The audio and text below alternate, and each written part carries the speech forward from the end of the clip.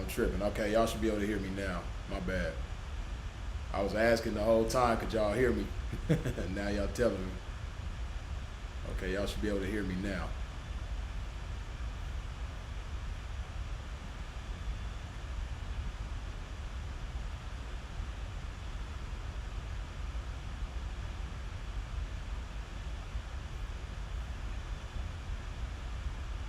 Can y'all hear me now? Okay, we good now. All right. Top of it to y'all, man. Y'all already know who it is and what it is. I had a little technical difficulties just now, man. Uh, as y'all see, I scheduled the live, but you know I'm live through Streamlabs right now, and Streamlabs gives you the option to go live through the scheduled live, but when I was doing it, it wasn't broadcasting the shit. Like when I would select to go live through the live that I had scheduled, it wouldn't broadcast it. I tried it like 2 or 3 times. So then I just finally said fuck it and created a whole new live. So I know y'all was probably in there, the scheduled one, and wasn't seeing me, but we got it together now. So we at it, man. Go ahead, hit a pimp with some of them splash emojis, man. While we put some of this love in our body. You know how we do it around here?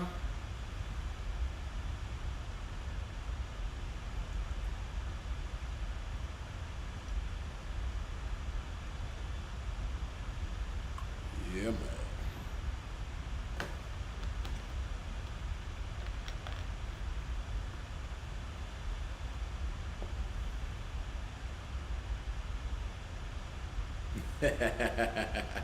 MVP, you a fool. Freezes hit the Pimp, dog. Top of it, man. Cheers to the game.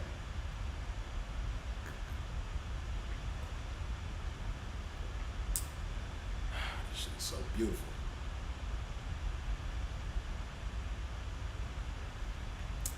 The bell, I see you. Top of it.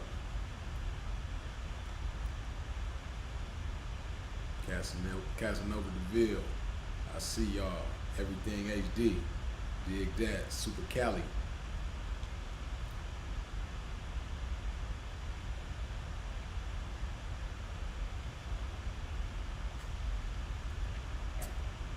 So y'all see a Pimp done revamp things a little bit. Up there at the top, you see different things like on this side you see donations, you see subscribers right there. I don't have the members option, so you ain't gonna see that move. The donations part, that's from PayPal. So if you make a donation through PayPal, it's gonna show right there, and then the little emoji is gonna come on the screen. It's gonna make there you go, see right there, like Coach EO, Mr. Champion Game, good looking with the $5 holla. I'm digging the new layout. Salute, appreciate that. So as y'all can see, hold on, the notification went across the or the alert rather went across the screen, but it didn't, or at least I didn't hear the noise.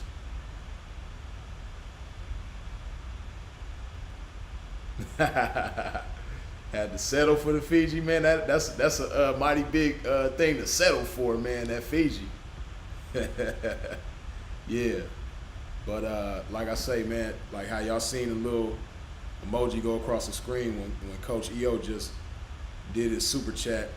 It'll do that for the donations, the subscriptions, and the super chats. So, and like I say, the donations is through PayPal. They show up at the top right there and across the screen. And then if you want to do Cash App, that's cool too. I'll have to personally shout you out on that one, like I do anyways on all of them. And then you see the Patreon information right there as well, which I'm gonna have some new content on Patreon, most likely today, but at the latest tomorrow. But yeah, man. With no further ado, as y'all can see, the title. I might have to edit that motherfucker. because the full title isn't up there.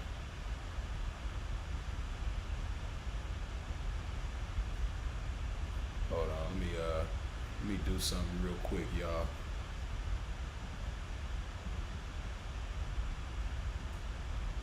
Y'all give a pimp just a second. I'm gonna be right back.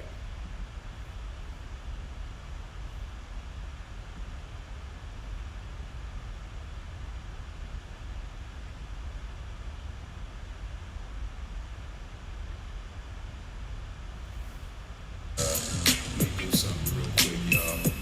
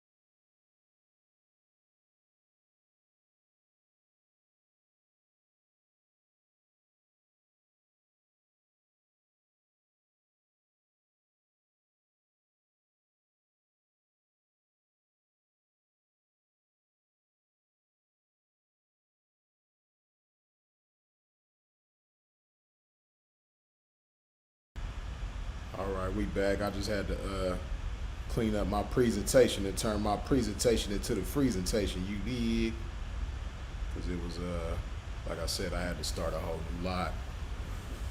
So the title wasn't right, the thumbnail wasn't right. I had to clean that up real quick, but we at it though. With no further ado, man, let me go ahead and put some more of this love in my body. Go ahead, hit me with that splash emoji, man. All right, we back. I just had to clean up my presentation and turn my presentation into. My bad.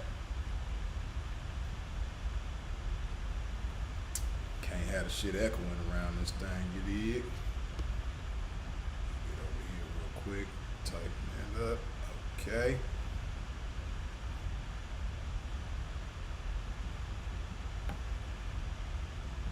Y'all got to excuse my pimping. See, I had everything ready, man, but Streamlabs wasn't fucking with a pimp.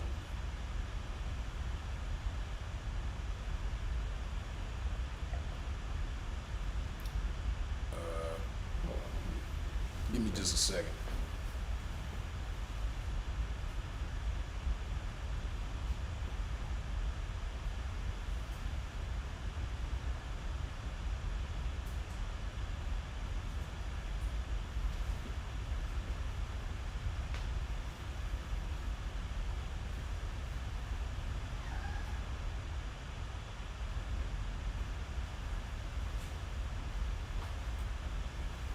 Get this lighting a little bit better. Oh yeah, that's better. That's much better. That's much better. Y'all can see a pimp much better though. You know what I mean? I don't get fly like this for no reason. Yeah, man. All right now. Yeah, so as the title suggests of the video, you know, ask not what a pimp could do for you, but what you could do for a pimp. You know, the reason why I titled this video that, and what does that mean, Freeze?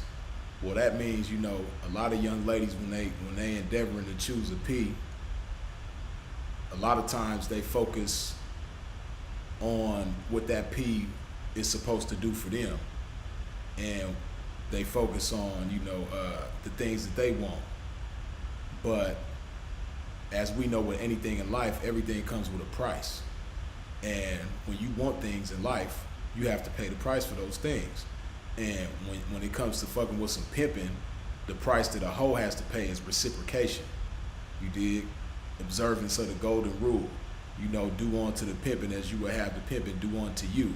So, like I said, where a lot of young ladies go wrong, you know, they focus on what the pimping is supposed to do for them. And, you know, they're so wrapped up in the thought of what pimping is supposed to do for them that, you know, they get kind of outlandish with it. Hold on, let me, hold on.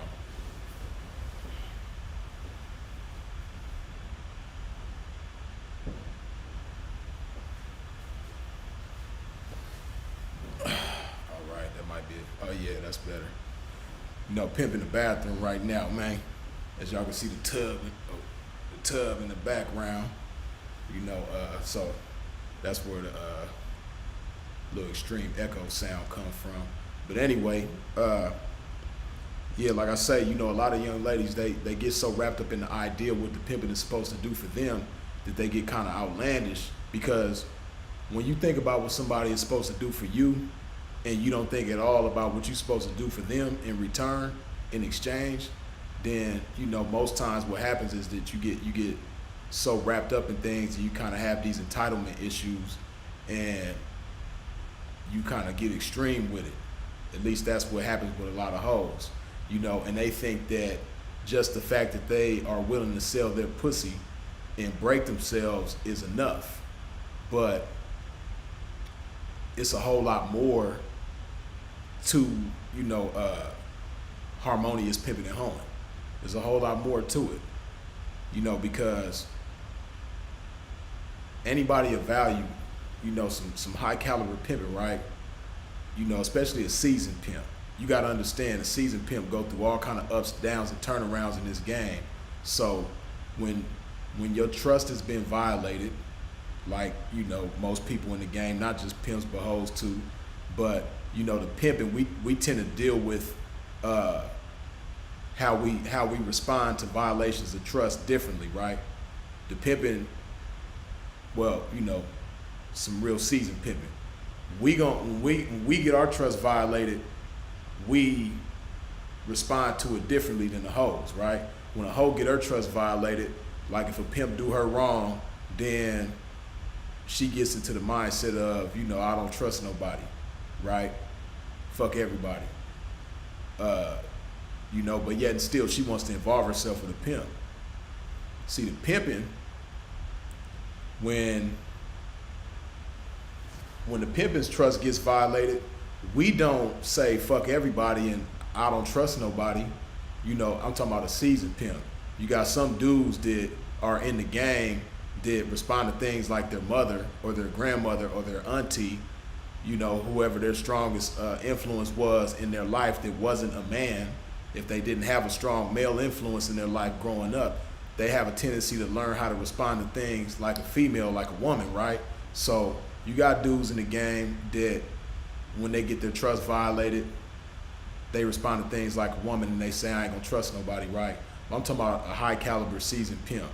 A high caliber seasoned pimp, when he gets his trust violated, he says to himself, okay, I understand that it doesn't make any sense to try to move through this game without trusting anybody at all.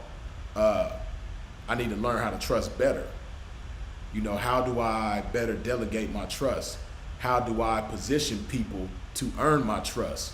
That's what the pimping is gonna say, right? So with that being said, it's gonna take a whole lot more than just a bitch willing to sell her pussy and hand the trap over to get in good, to get in a good place with the pimping, right? To have full access to the pimping.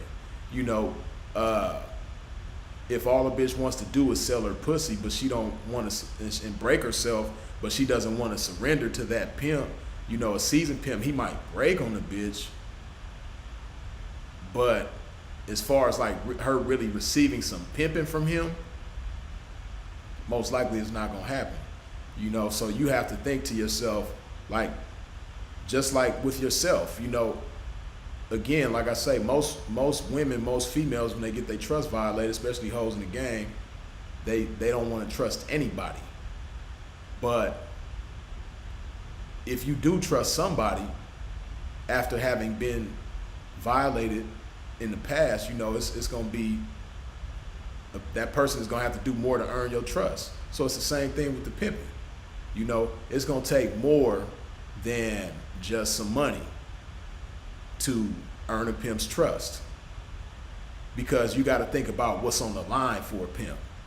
You know, we don't even have to talk about what's on the line, but it's a lot of, you know, heavy shit on the line for a pimp to accept a hoe, right? So if a pimp is gonna put all that on the line and he's keeping those things in mind when he's putting on the line, you got some cats that don't keep it in mind, and you know, they compromise it and jeopardize it and all type of other shit, right? And they end up losing it a lot of times, right?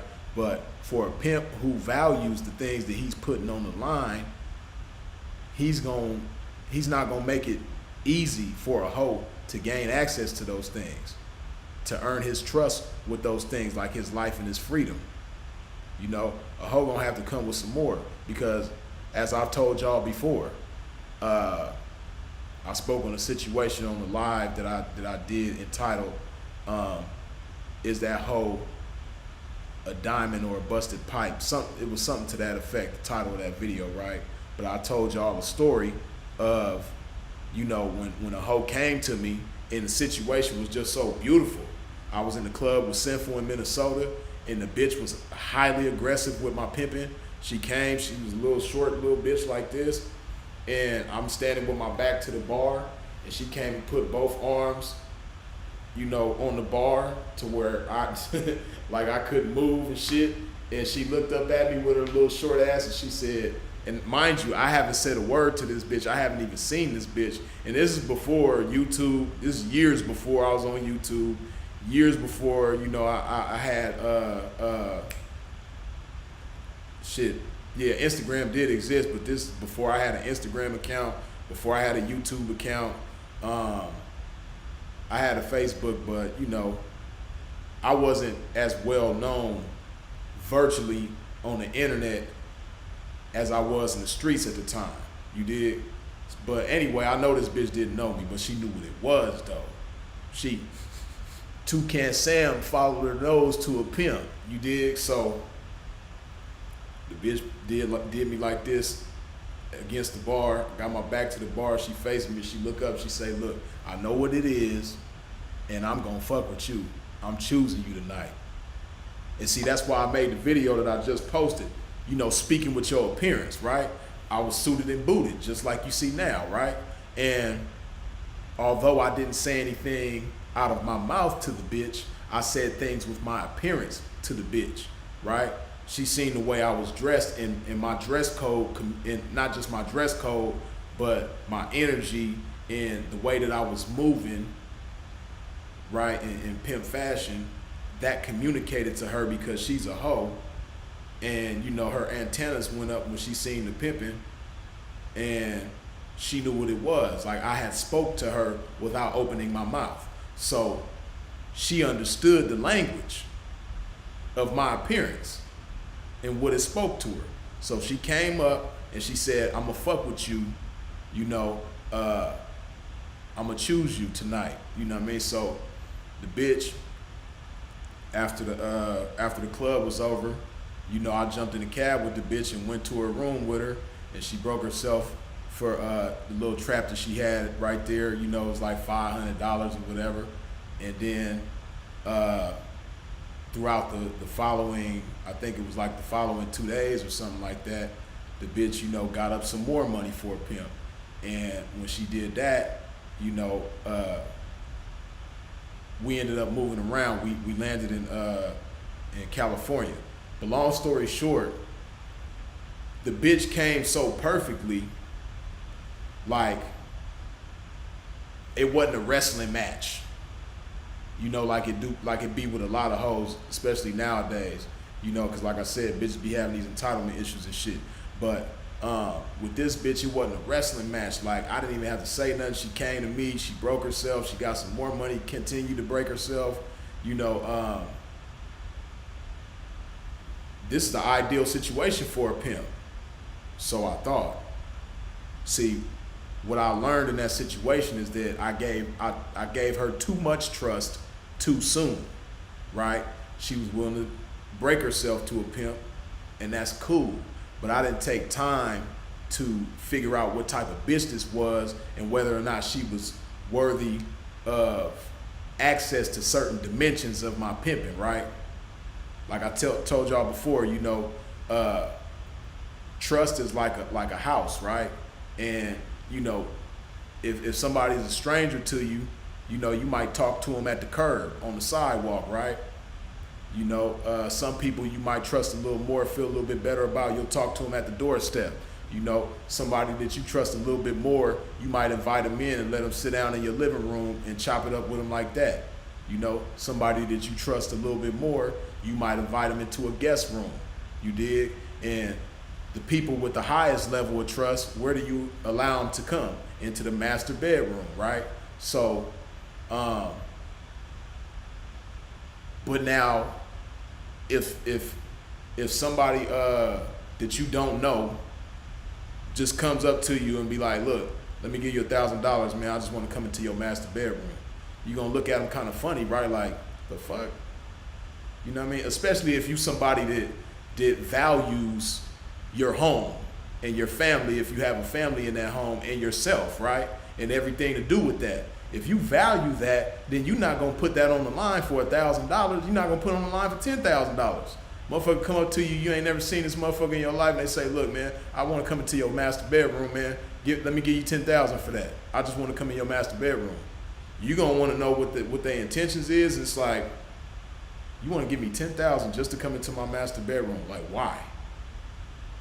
You know what I mean? And they're like, "Oh man, you a fly motherfucker. I want to fuck with you." Like, you know. So the pimpin' should look at his ism the same way, right? You know, Well, hold on, you know what I mean? Let's establish some things first before, we got a ways to go before you just make it to the master bedroom. Like, hold on, bitch, this is cool. Okay, you willing to hand it over? All right, let's sit in the living room and chop it up for a minute. You know, okay, that's right. You take care of your family, you take care of your mama and shit. That's right. You got kids, you look out for them. Okay, that's cool. That's what's up. You know what I mean? You love your family.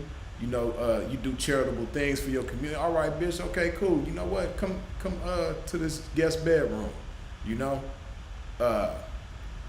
Okay, all right. You get to know the bitch a little bit more. You know what? All right, bitch. It's been a little while. You know what I mean? You done stood the test of time a little bit. You know what I mean? I feel comfortable inviting you into the master bedroom. That's how that's supposed to go with your pimping, right? But a lot of times, us as P's, especially young in the game, like I was younger at that time.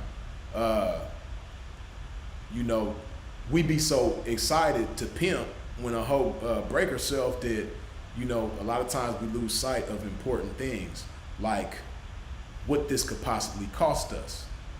As I've said before, we be so focused on offense that we don't think about defense.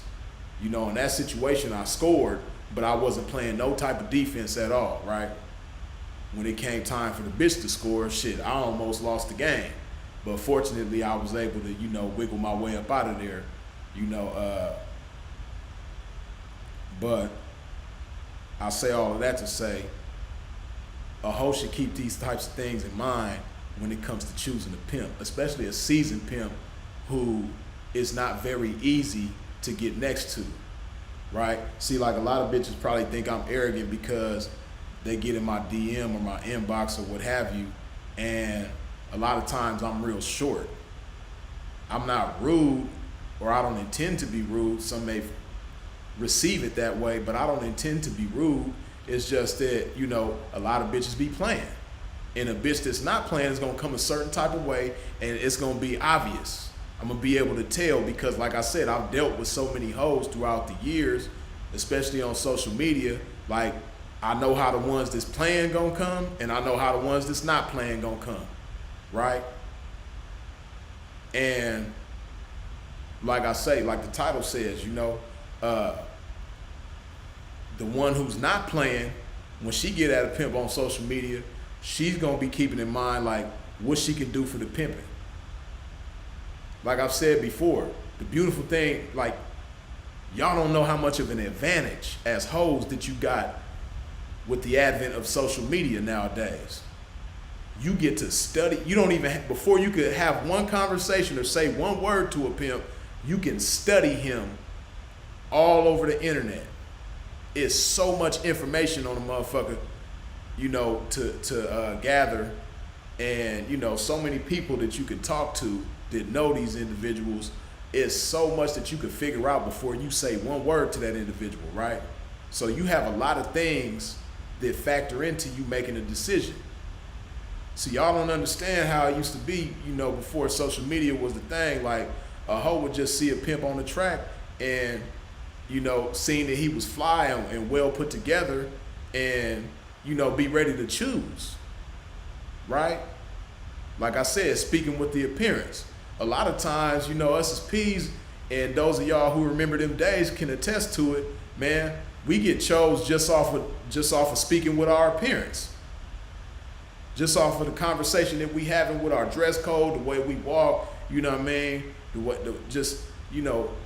our whole presentation. In my case, the presentation, you dig? There's hoes that have been so quick to choose with so little things to go off of, and it ended up being a great decision. See, I know a lot of y'all done heard that saying, study long, study wrong. It's very true. All you bitches just waiting for the right one, he ain't gonna never come. Right? Because that's what I call that in-call mentality. I'm gonna do a video on the in-call mentality real soon. But a lot of bitches be sitting back waiting for the right one. They'll say that shit, I'm just waiting for the right one. How long you been without folks? Oh, 2 years, 3 years, 5 years. Yeah, bitch, you gonna keep waiting for the right one. That motherfucker ain't gonna never come.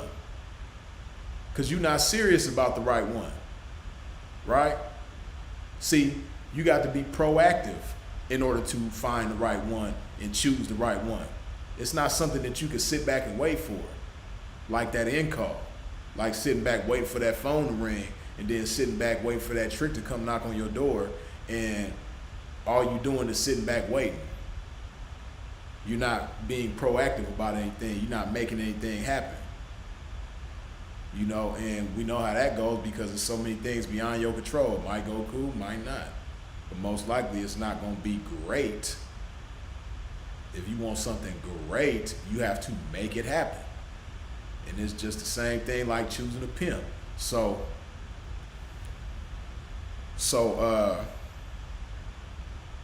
you know, a hoe just has to keep in mind, like I said, that a high caliber pimp, he's not going to be easy to access. He's not going to be easy to choose for the wrong ones. You know, it's going to take more than just some money, right? So if you come and see what a lot of bitches don't understand is that when you come with these things in mind, it's going to be so much easier to choose. Because okay, let's look at it from a hoe's perspective, right? A hoe got the right mindset when she's going to choose somebody, right? She see a pimp that she like on Instagram, let's say, right? And before she gets in his DM, she's already determined in her mind that, you know, those things that she's gonna bring to the table. Not only is she willing to break herself, but she has an open mind because from what she's gathered, she believes that this individual can help her grow mentally, right? So with the game, so she has an open mind. She's willing to learn, right? And then on top of that, she understands that this is a real man that is a leader, all wrapped up in a pimp, right? So with that in mind, she's ready to surrender herself based on what she's seen, right? So those are some heavy things to give up, right? She's ready to surrender herself. She's coming with an open mind, and she's coming with a trap that she done made sacrifices to stack up, right? She might have sacrificed certain comforts, certain luxuries and things like that to get this trap together to surrender to this P, right? All he has to do is confirm to her that he is who she thinks he is, right? But what happens if he doesn't confirm to her that he is who she thinks he is, right? Then she's gonna be apprehensive. It's so much easier to choose when you keeping in mind the things that you're bringing to the table. But see, a lot of bitches magnify just that one thing of their willingness to, you know, break themselves, sell their pussy and break themselves. They think that's the world. They think that's everything. They think that's all it is to it, right? In exchange for her just willing to sell her pussy, this motherfucker got to be in a mansion. He got to be driving a Ferrari. You know what I mean? He got to have, you know, a different car for every day of the week. You know what I mean? Once every 2 weeks, they got to be able to jump in a helicopter and fly to some island in some fancy restaurant. You know what I mean? Like, bitches be having these lofty ass, outlandish ass expectations just because they want to sell their pussy and break themselves, right? So you're going to have a hard time trying to find somebody to choose with that type of mindset because most pimps, you know, like, you get to talking, and then that's another thing too. A lot of bitches go wrong. You know, they think because they have some things on their own, they've acquired some things on their own. They might have a nice, you know, what they consider to be a nice place to stay, and what they consider to be a nice car, and what they consider to be, you know, some nice accessories, you know, purses and shoes and, you know, outfits and things like that, you know, jewelry. You know, a lot of bitches think that because they have these things that, you know, a pimp is supposed to, like, just surrender his balls to her. Like, oh, okay, bitch, you done hold up for this. You got this, that, and the third. You got good credit. Okay, bitch, here go my balls. Hell no. It don't work like that. Bitch, this is what I got going on. And in order for you to have access to these things, you have to be able to reciprocate that. Okay, bitch, you got some cool credit, you got some nice little things. All right, but do you have some hoeing? Right? Because anybody can make some money, anybody can give some money over, but are you handing over your hoeing? Do you even know what hoeing is? Right? That's how a pimp is looking at it. So, again, a bitch who is focused on the fact that she's willing to break herself and she might have hold up for some things on her own, you know, which ain't gonna nearly compare to the things that she gonna hold up for once she chooses a pimp. But if she makes those things bigger than the pimping, because that's what a lot of times these bitches do, they like on the pimp, but it's like they feel like they more important because of the things that they got going on. You're not gonna get far with the pimping every time, right? So, like I said, it's gonna be hard. It's gonna be difficult to make a decision. It's gonna be difficult to choose the right individual when that's all you bring to the table is a willingness to break yourself, right? You got to think about other things, you know, like that you should want to give to the pimping and that you should want in return from the pimping, right? Like you should want to earn this man's trust. You should want to earn this man's loyalty. You should want to understand this man. And you should want, in turn, once you understand him, you'll then know how to respect him, and you should want to respect him, right? And if you come into the table with these things in mind, then naturally you're gonna want the same shit for yourself. You're gonna want to be able to trust him. You're gonna want to be able to be loyal to him. You're gonna want him to understand you so that he can best respect you, right? Notice I didn't say nothing about, you know, breaking yourself and selling pussy and all that shit, right? It's a whole lot that factors into a hoe choosing accordingly, choosing right, making the best choice. It's a whole lot that factors into that shit.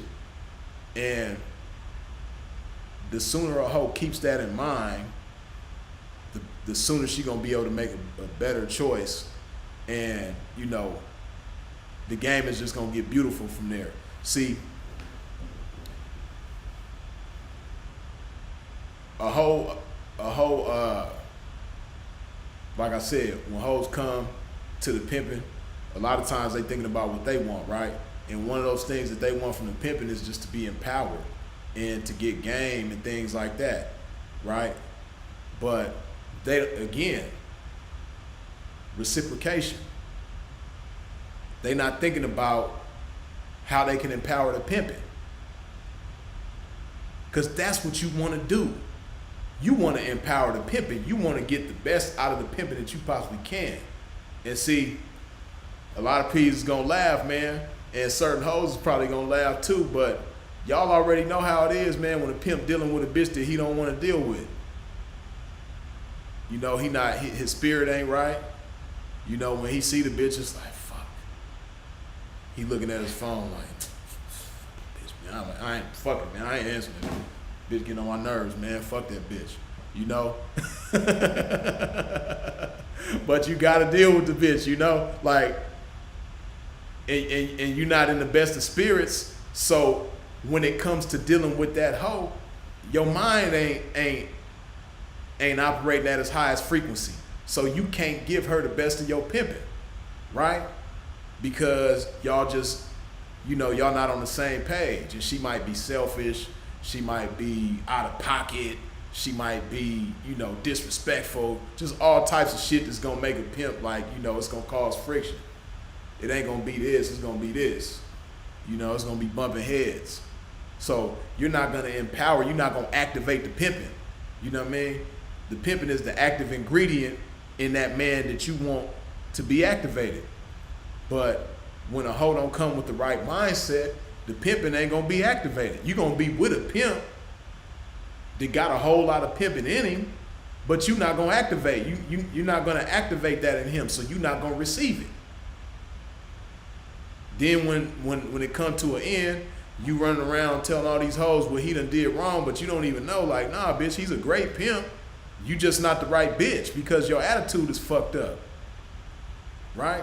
So on the flip side of that coin, man, you know, pimping, we know what it's like to have that hoe that we love to see coming, man.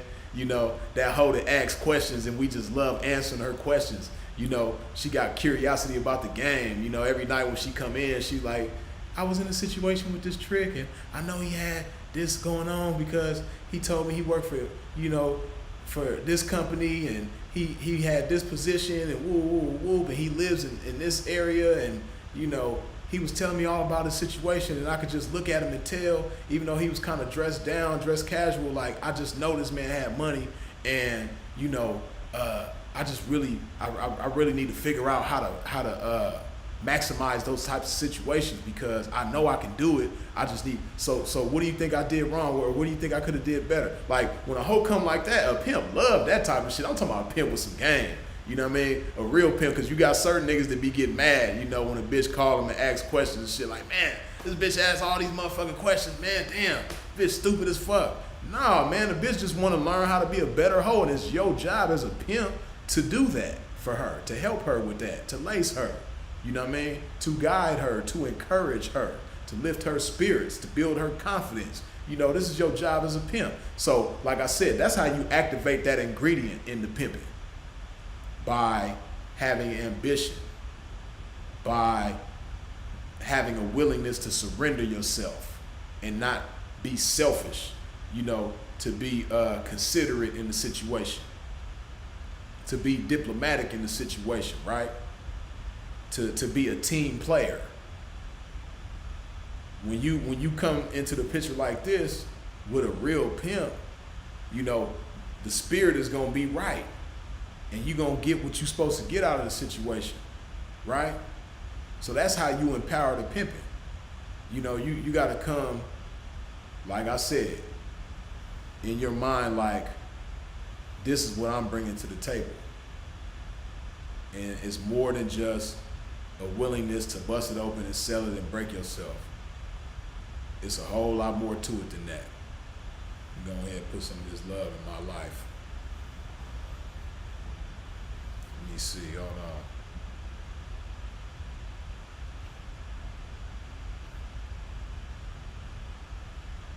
Okay, it's 133 of y'all in here, but only 87 wiped your feet off at the door. What's up with that? You know what I mean?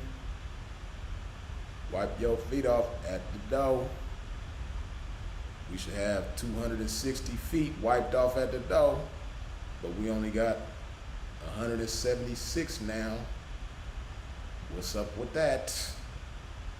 Get it together for a pimp. Hit me with them splash emojis, man. Let me know y'all sipping this love juice with a pimp this morning.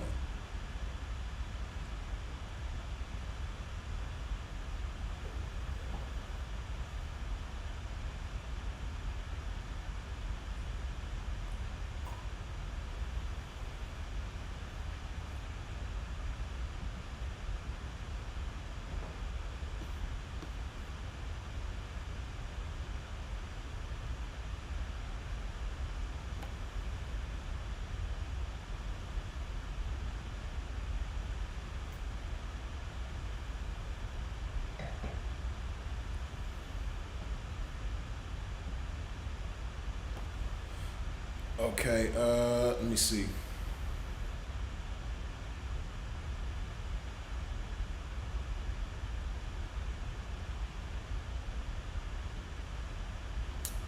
Hold up.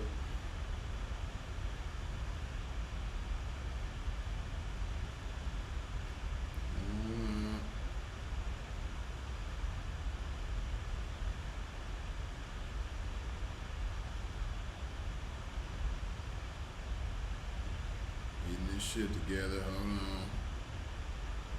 Okay. Okay.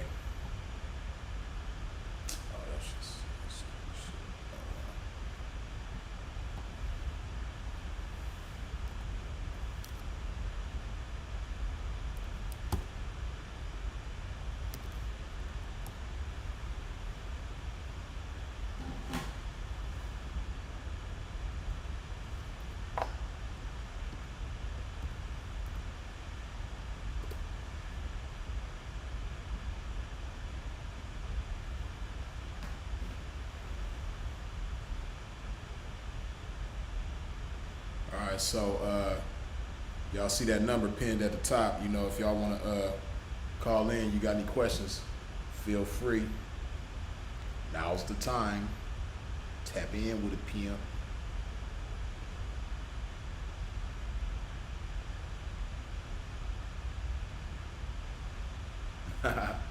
Terry say we sipping slow too. Dig that.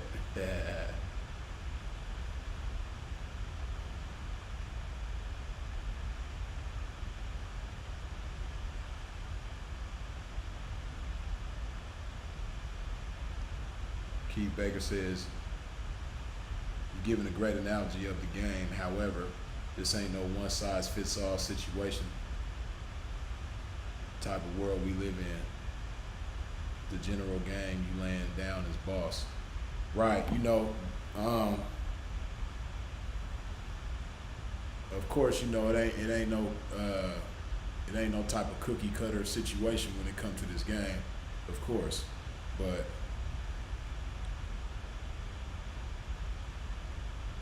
you know, this is the way the game should be. You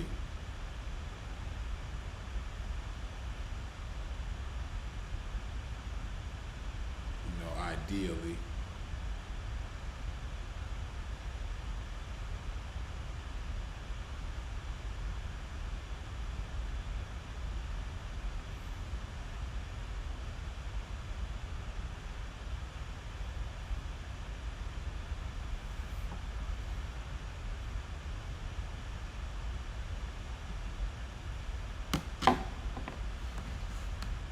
Yeah, like I said, the number's right there at the top. If y'all want to tap in and call in, y'all go ahead and do that. We probably gonna be live for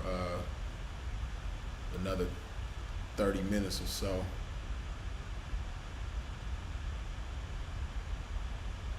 Read these comments.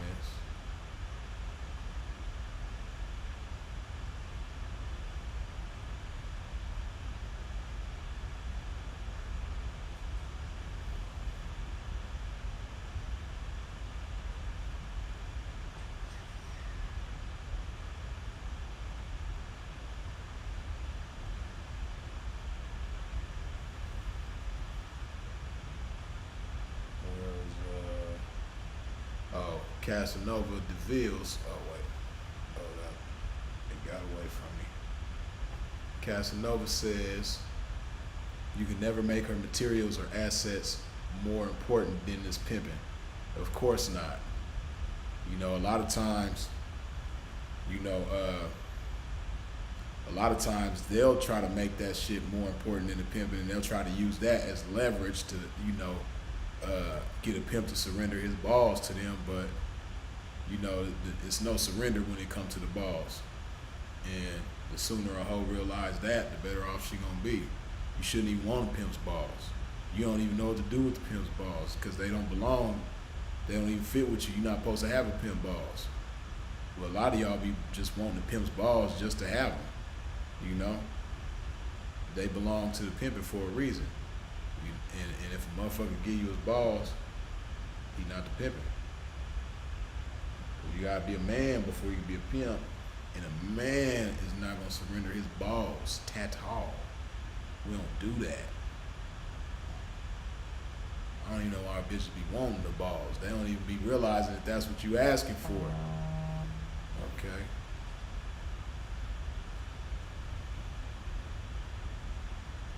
Hey, what it do?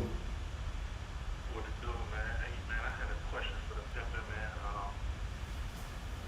Thanks to blessing to the game, like you and Sin, like I've been able to get a better understanding of like how this hoeing and pimping works. You know, before that, I only had the Americanized version of it, you know, that you see on TV and shit. But what I can't understand is like how like psychologically, like a real hoe can like actually enjoy her hoeing on a day in and day out basis. Yeah, well, you know, she has to receive what she's, you know, it's just like hypothetically speaking, like a car, right? You know, if when you drive a car every day, at some point it's gonna get low on fuel, right? So in order for that car to keep Correct. going, you gotta refuel it every so often, just like us as people. You know, we get up, we go out, move around, so on and so forth. But our fuel is food, nutrients. So in order for us to keep going, we gotta replenish those nutrients in our body to keep us going, right? That's our fuel. So it's the same thing with a hoe, right? That's why a lot of renegades, of course, a lot of them will get on social media and try to make it look better than what it is, but at the end of the day, they're not receiving that fuel. So they might be able to make certain things look good on fumes, but they still on fumes, right? And a lot of times, they get happy at the fact, like, look at me, I'm riding on fumes. I don't need no fuel. Because they know they got to gas up with the pimping. That's the only way they're gonna get their fuel is through the pimping. So for a hoe who's getting that fuel that she needs from the pimping, yeah, that's how a hoe is able to go out there and enjoy what she do. And it ain't always rainbows and sunshines and flowers every day. It's a lot of times it's gonna be them rough days, just like anything else in life. You got squares that get up and go work a 9 to 5, and they'll do that every day, 5 days a week, shit, for 20, 30 years, right? And a lot of times you got people that do that throughout that whole time they never enjoy what they do, right? We all know some people like that that been working a job for like 20 years, but they just comfortable there, and they kind of feel like they have to do that, but they don't really like to do it, right? But yet and still they get up and go do it every day. So you got a lot of young ladies in the game like that too. But just like with the square job, you got people that get up and love what they do and go do it every day. You got hoes like that too, but nobody is gonna just enjoy every single day doing what they do, right? We all gonna, it's just natural as people. We all gonna have our times and our moments where, it's not so sweet. So, but for a hoe, for the most part, for a hoe to be consistently, getting those nutrients, yeah, that's gonna have to come from the pimping. If you doing those things to keep the situation fresh and keep her happy, just doing your job, man, she gonna enjoy what she doing. It ain't gonna be a problem because she's staying Understood. motivated. I have one more question, if I may. Go ahead. So I just grew up, regular square life. My dad was a man in the household. My mom stayed at home. He provided everything. So I grew up like believing that's what a man should be. You know what I'm saying? Like the provider. You know what I'm saying? And like basically, how do you still keep that idealism about yourself that you still the shit? You know what I'm saying? Like even when you may be down, you know what I'm saying, when you may be like fucked up in the game. Yeah, well, see, that's in those moments, that's when it intensifies. As far as a pimp knowing he's the shit. The moments when he down, that's when it intensifies because, as we say, and as I just mentioned just a minute ago, that's that pressure, and that pressure is either gonna produce a diamond or a busted pipe. So, for a pimp that understands his value and knows that he's a diamond, no matter whatever the situation is, that's how a pimp is able to maintain that confidence, basically, because he understands that the situation doesn't make him, he makes the situation. And just like he made a good situation, and in this case he may have made a bad situation, he can easily create a good situation, or not necessarily easily, but he can definitely create a good situation as long as he stays down and stays consistent and stays doing what he's supposed to do in order to create that situation.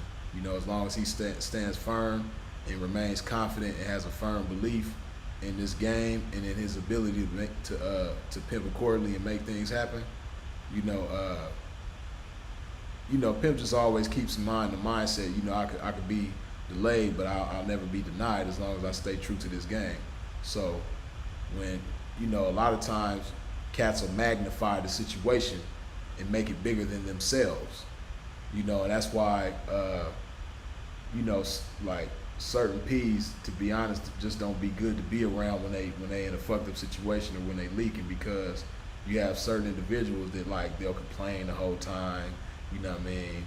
Even when they talking to a bitch, they be so wrapped up in their situation that, you know, and that's the thing too. That's what a motherfucker got to keep in mind. You know, you got to have good energy when you getting action from bitches. And a lot of times, cats be so wrapped up in their fucked up situation and have such negative energy that they might get action at a real good hoe. They could turn everything. You know, if this hoe choose, they could turn everything around together. And a lot of times it might be, you know, a hoe, she might not be in the best of situations neither, but she's the right bitch. But a motherfucker just, you know, he's so wrapped up in that fucked up situation that he not giving her the best of himself, right? So that's why, like I said, a pimp understands that, you know, he got to stay in the best of spirits, no matter what the fucking situation is. He might be sleeping in his car, he might be sleeping on his partner's couch. You know, he might not know where he gonna sleep tonight, but he know one thing, he gonna pimp. And he knows that he's going to get action from a hoe. So a pimp is playing chess, right?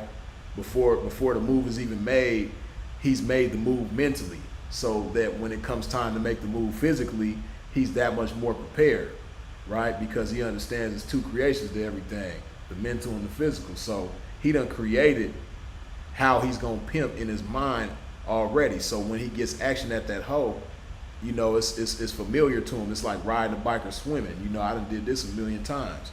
So he knows what to bring to the table. He knows the right type of energy to have. He knows the things to say. He knows the things to do. He knows how to, you know, observe and, you know, figure out what's going on with this hoe so that, you know, he can provide her with whatever solution that she needs, because that's what his position is. So when a pimp is keeping all these things in mind, that situation is very temporary. It gets real small. It just keeps shrinking smaller and smaller, because he understands that that's like the smallest variable in the situation. You dig?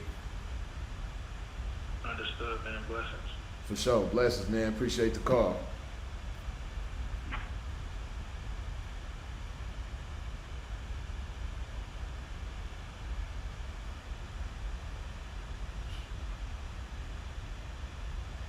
Yeah, I see somebody else had called too. If you want to call in, feel free.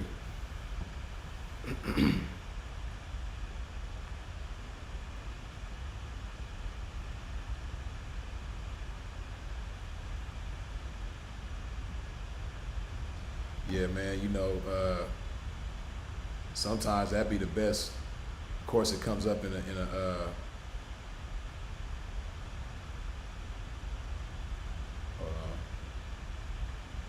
Mia PDX says, don't her materials and assets become yours?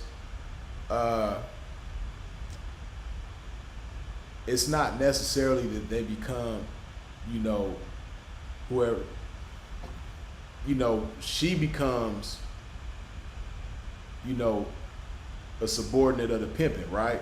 And, you know, the pimping, you know, she's fully surrendering herself, so he has the authority to handle everything about her, such as her materials and assets, however he sees fit. But, you know, the pimping ain't just going like, oh, okay, bitch, you got this, that, and the third, that's mine. You know what I mean? Like, he might redirect certain things and reorganize certain things and you know, reprioritize her life, of course, because, you know, she's gonna have to make adjustments because she's in a whole new she done made a whole new choice to enter this household. So yeah, but it's not like, you know, the things become mine and no longer hers, right? So because, you know, if a hoe come and she do everything she's supposed to do, if she still has those same things, when it's time for her to go, if we parting ways, then she, you know, I'm gonna let her. Me personally speaking for myself, she gonna be able to, you know, take whatever she came with. But see, like I say, right, a lot of times hoes be so wrapped up in what they have to give in order to get with a pimp, they don't think about what they stand to gain. And more than likely, whatever she has, whatever quote unquote materials and assets that she's bringing to the table, that's going to be upgraded. It's going to be replaced with bigger and better things, as long as she does what she's supposed to do, right? And the pimping is going to gladly guide her and lead her with that, right? So if a hoe is thinking like that, then, you know, she not worried about, you know, if this belongs to the pimping and not necessarily her and all that. Like, you know, that becomes minute in the grand scheme of things, right? So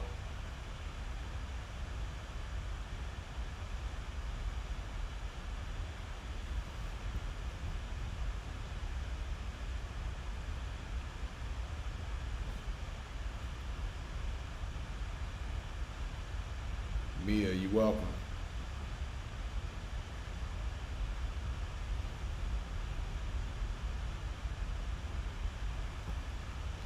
Yeah, because, you know, like,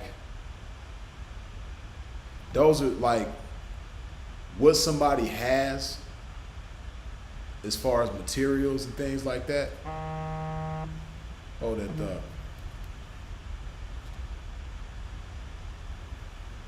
What's the word? Top of it.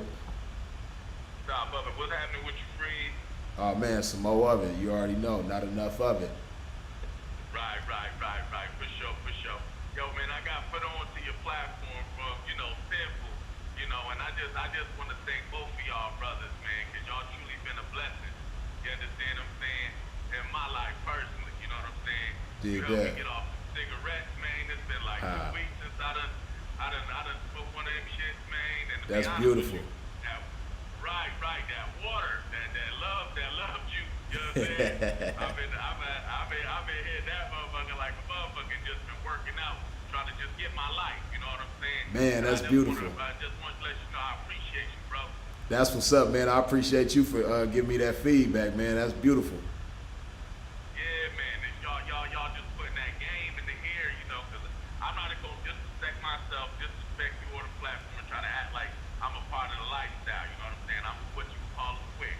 You know what I'm saying? I'm just doing my thing and just, you know, Right. doing my thing. But you know, I just appreciate just good game, because y'all don't just give, you know, game on the lifestyle. Y'all give game about just life.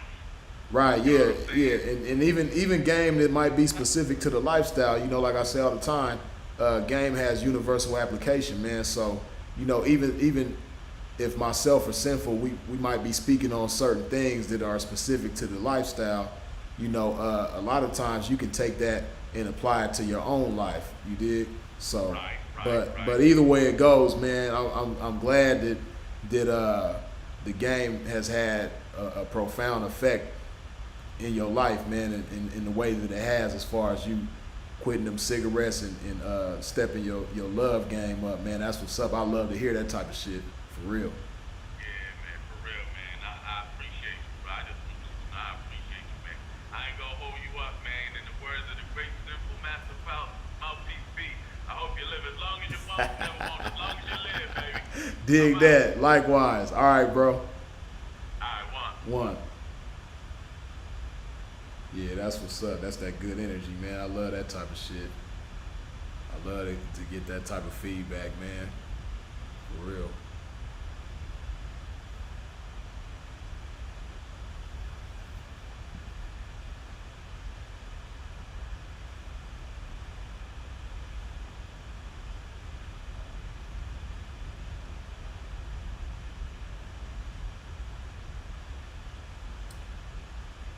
Homie Dad says, I have a candidate. Oh, hold that thought.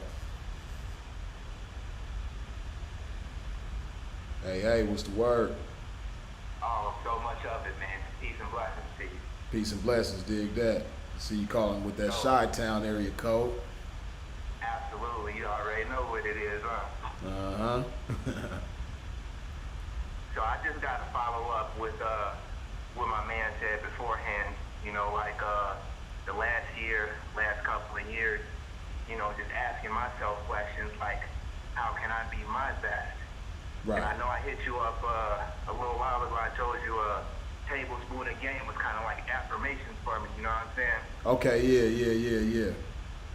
And I tell people too, like people say, because I'm in the health field, and I'm like, man, honestly, a lot of this I got from the pimping, but in actuality, like the stuff that you say, the stuff that I get from Sin, the stuff that I get from the Honorable Andre Taylor, it's like stoicism for black people. You know what I'm saying? Like all of that shit that Marcus Aurelius wrote in the Meditations, all of that shit Seneca and those niggas was doing in Greece, like this is like the urban equivalent of it. And I gotta salute you guys for being able to articulate it in a language that is just, you know, so beautiful where you can understand it and absolutely apply it to everything. You know what I mean? Like you don't gotta go through like crazy shit. You know, you don't have to know any sort of like crazy mathematics to get the formula down. You know, it's simple. The things that you bring about manhood, the things that you bring about life, man, it is a pleasure for you to be able to say that, you know, I got some game from you guys. That's what's up, man. I appreciate that, man. That's a mighty big statement that you just made, man, and I humbly appreciate that, man, for real. You know it, man. You're keeping a lot of people moving right now, man. That's what's up. Dig that, man. That letting me know that keeps me moving. You dig? Absolutely. For sure, man. I appreciate that, man. Absolutely, man. Blessings to you. Blessings to you as well. Have a blessed one. Yeah, that's what's up, man. I love that type of shit, man. Get some good feedback and good energy this early afternoon. You dig? But I was responding to a comment. I'm trying to see. Okay, yeah. Umi Dad says every time I get ready. Hold up. Hey, what's the word?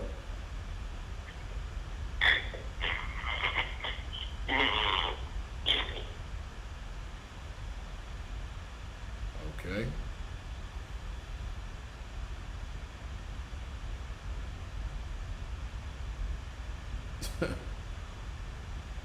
We always gonna attract the weirdos, you know what I mean? There really ain't no way around that. But hey, it is what it is. But yeah, as I was saying, Umi Dad says, I have a candidate that I have my eyes on, but she playing the cat and mouse game. Should I keep pursuing or give her time to come back around? See, I think I told y'all the scenario that I had kind of like that, right? What like,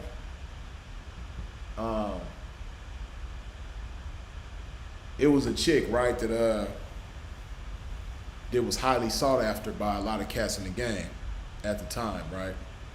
And you know, I was attracted to certain qualities about her, right? But it was so many cats, you know, just getting at her directly and sweating the shit out of her. I knew that, you know, that wasn't going. That ain't never been my style. I don't know how I missed your call, 901, but if you could call back, that'd be cool. But yeah, so this chick, you know, I didn't want to be, you know, another dog in the pack, so to speak, you know, scraping at her and drooling over her and so forth, right? So what I did was distinguish myself. And again, you know what I mean? Like Sinful likes to call it indirect direct, right? So that's what I did. You know, I just put my campaign on thick. You know, we was all in a group on Facebook, right?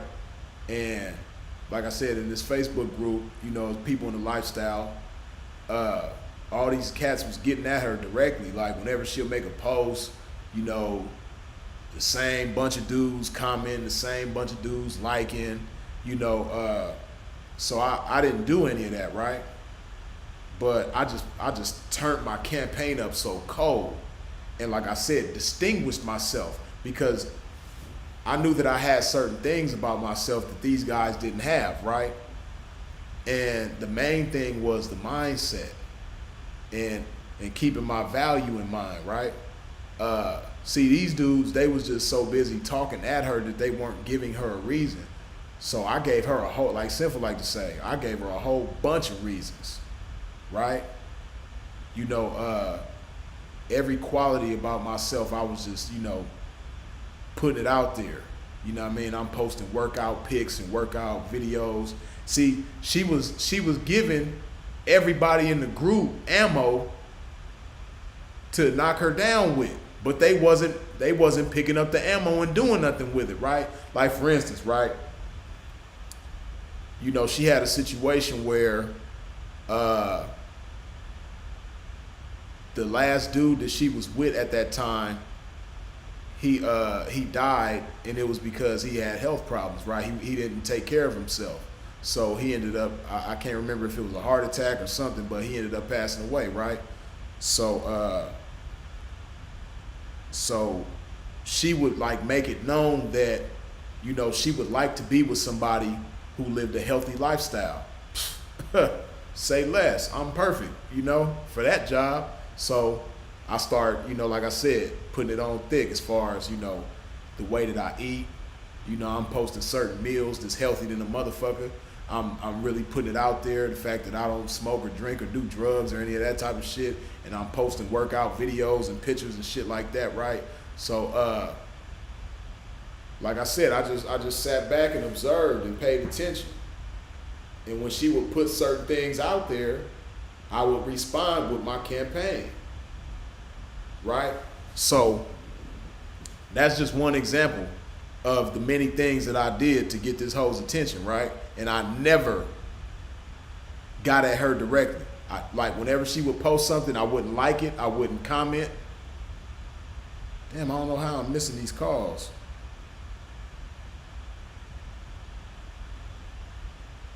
But so like I wouldn't get at her directly, right?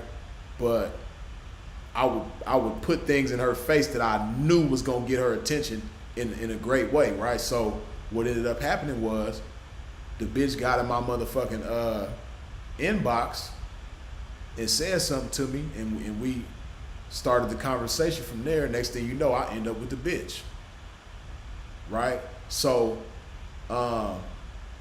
Umi, what I say is, you know, the best thing for you to do is to you know, pay attention to her and figure out the things that she likes and what she's seeking, and, you know, do your best to put your campaign on thick and distinguish yourself from, you know, I don't know if it's the same type of situation where she got a bunch of dudes hounding her. 9 times out of 10, she do, because, you know, just the world that we live in now with social media, most females got a bunch of dudes hounding them. So you got to figure out a way to, you know, get her attention without necessarily like sweating her too hard, and you know, appearing, you know, like the common man, or even the common pimp, or a common individual that claims to be a pimp.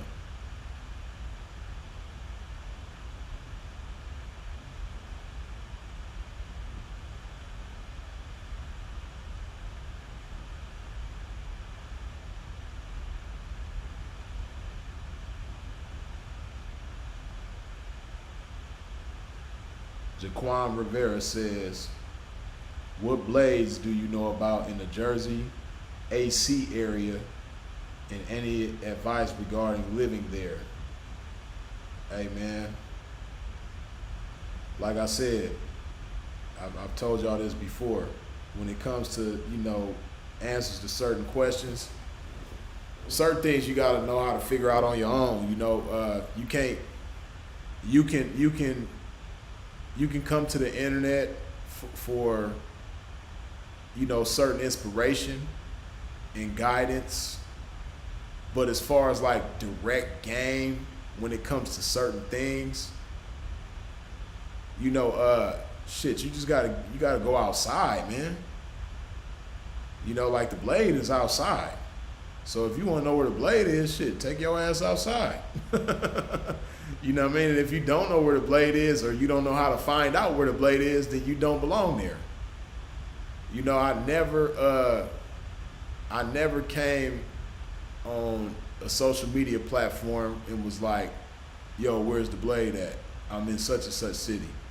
You know, and not saying that you got to be like me, but I don't know any P's like this, you know, really with the game who have done that. Now, what we normally do, right? Because when you living, damn, I don't know how I keep missing y'all's calls. When you really live in the lifestyle, you're gonna know other people that live your same lifestyle. So you're gonna know how to tap in with different individuals. Like, you might call your partner and be like, yeah, man, I'm over here in this Jersey, man. I'm over here in this Atlantic City, man. You know, what's going on around here, man? You know, I need some ism around here to give me the rundown, give me the layout of the land, you know. Pimp gonna be like, hey, man, yeah, hold on.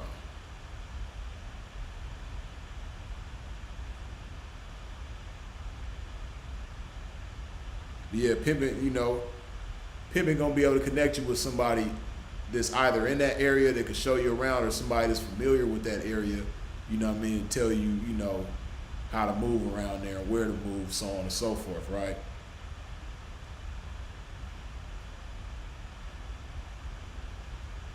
Hold on.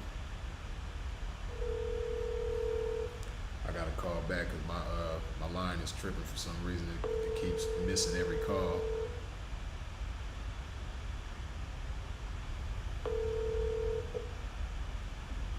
Hello? Top of it, what's the word? Oh man, it's all good, people. Yeah, I just wanted to wait till you had got done with your previous statements and everything that old boy called in. You have to get outside, man.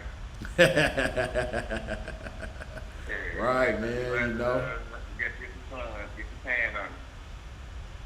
But I was just calling to see, man, what's your scenario previously, or, you know, maybe not accomplished? How can you help past this situation? Okay. You got a money-getting motherfucker. Mm-hmm. You know, I ain't just gonna put no numbers on it, you know, it's not spectacular, but she is meant for the game. Right. But her family keep pushing her away from the game. Now, you know, nobody's trying to keep nobody from their family, so you gonna let the folks go see it and everything.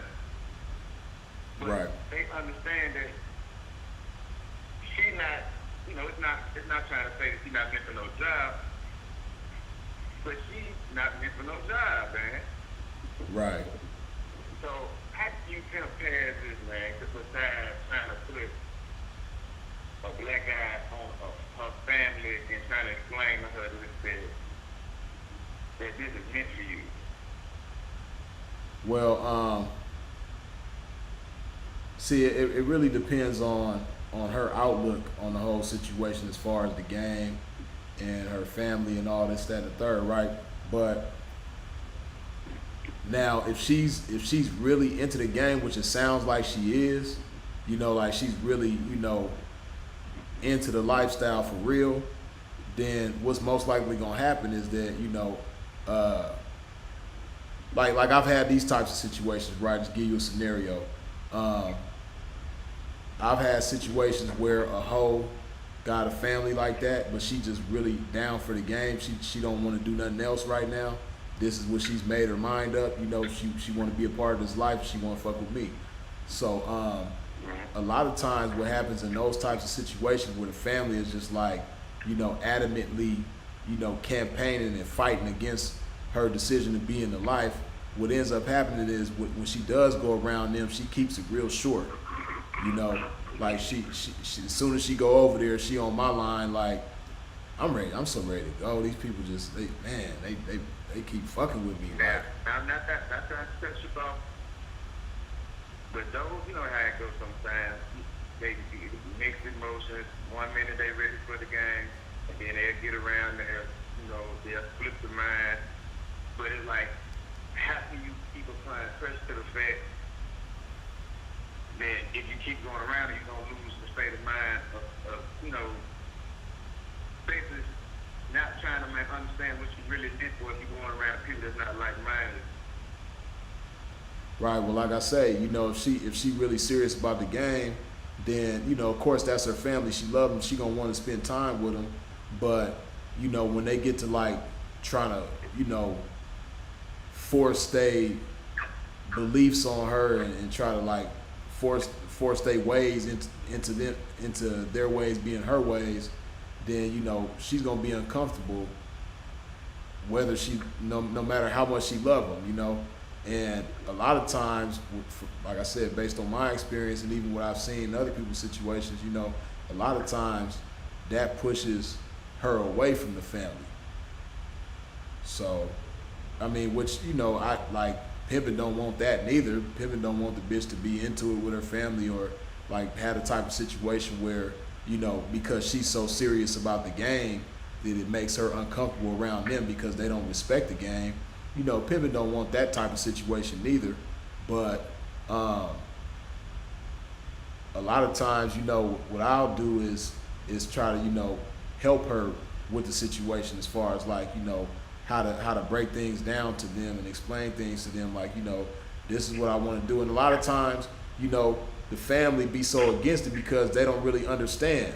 And they ain't gonna never fully understand, but the main thing that they need to understand is that, look, I'm safe, I'm happy, I'm not being forced to do anything. You know what I mean? And of course, even with that, they go on basically all the time. That's what I don't understand. right? That's what I was gonna say. Like even sometimes when she breaks it down to them like that, they still gonna be against it and still gonna have a closed mind to it. But a lot of times what starts to put their mind at ease is when they see positive changes going on. You know what I mean? That's just like, for instance, right? My little sister was, fucking with somebody. She had chose up with somebody in the game, right? And, I'm already knowing that the family initially, and even still, they never agreed with her being in the life, right? And, but certain things, certain positive changes came about in her life to where it's like you can't do nothing but respect it. Like me, for instance, right? Like I used to tell Sinful all the time about this particular sister of mine when she was younger, right? I used to tell him because she would get in trouble at school for like flashing boys and, drinking and smoking, all this in like middle school, right? So I was telling him, I was like, P, I know my sister gonna end up in the game, right? But when she does end up in the game, or if she ends up in the game, I just want to make sure that she chooses with, the right P. So sure enough, that day came, she ended up in the game. So I ran into her while she was down, right? But long story short, the next day after I seen her down, I took her to lunch, and she was telling me how she met him, and then she was telling me, how he treated her and this, that, and the third, right? So that put my mind at ease. And then as time went on, he made certain positive changes in her life. Like she, before she started fucking with him, she was experimenting with drugs and shit like that. All that was cut out the picture. And then the main thing that made me respect him, and I never talked to the family about it, but I know they had to respect it too, is when she chose up with him, he asked her, because she was 18 at the time, and she should have just graduated high school at the time, right? So he asked her if she graduated high school. She told him yes, but it was a lie, right? So when he found out that she really didn't graduate high school, he was hot. And he like, nah, bitch, you finna go back to school and get your diploma. So he made her do that. Like, look, if you want to fuck with me, this is what you're going to have to do. And she went and did that. You know what I mean? And when that happened, like, my respect level went through the roof with dude, right? So, and it only intensified from there. So like I say, them types of situations, that's just one example, but you know, as she stays down and certain positive changes come about in her life through fucking with you, you know, at some point they're gonna have to respect that shit. You know what I mean? And I know it's kind of hard in the meantime because they fighting so hard against the shit, you know, but you gotta kind of like put those things in her head too, like, you know, they just don't understand, baby. You know, as you stay down and we make certain changes in our life and the quality of your life is just obviously better, undeniably better, they ain't gonna have no choice but to respect it. And 9 times out of 10, they will respect it, even though they might not agree with it. You know, once they understand that the lifestyle is doing you justice, they gonna respect it. So, I mean, like I said, it's much easier said than done, of course. You know, but if you just like try to keep her in that frame of mind, like, you know, this is just temporary. You know, they might not ever agree with it, but you know, at least if I do this and I do that and stay down, they'll come to the point where they can, you know, they can respect it. You dig? For sure. Man, I appreciate that, man. It's some stuff I want to wrap to do about. But I gotta take care of a few things, so man, I appreciate that, man. You just be blessed out. Oh, for sure, man. It's all good. Appreciate you. All right, man. All right, one.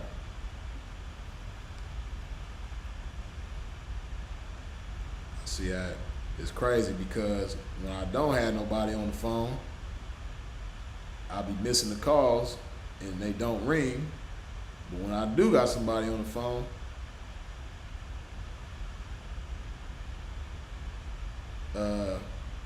the calls actually go through. Shit crazy. But hold on.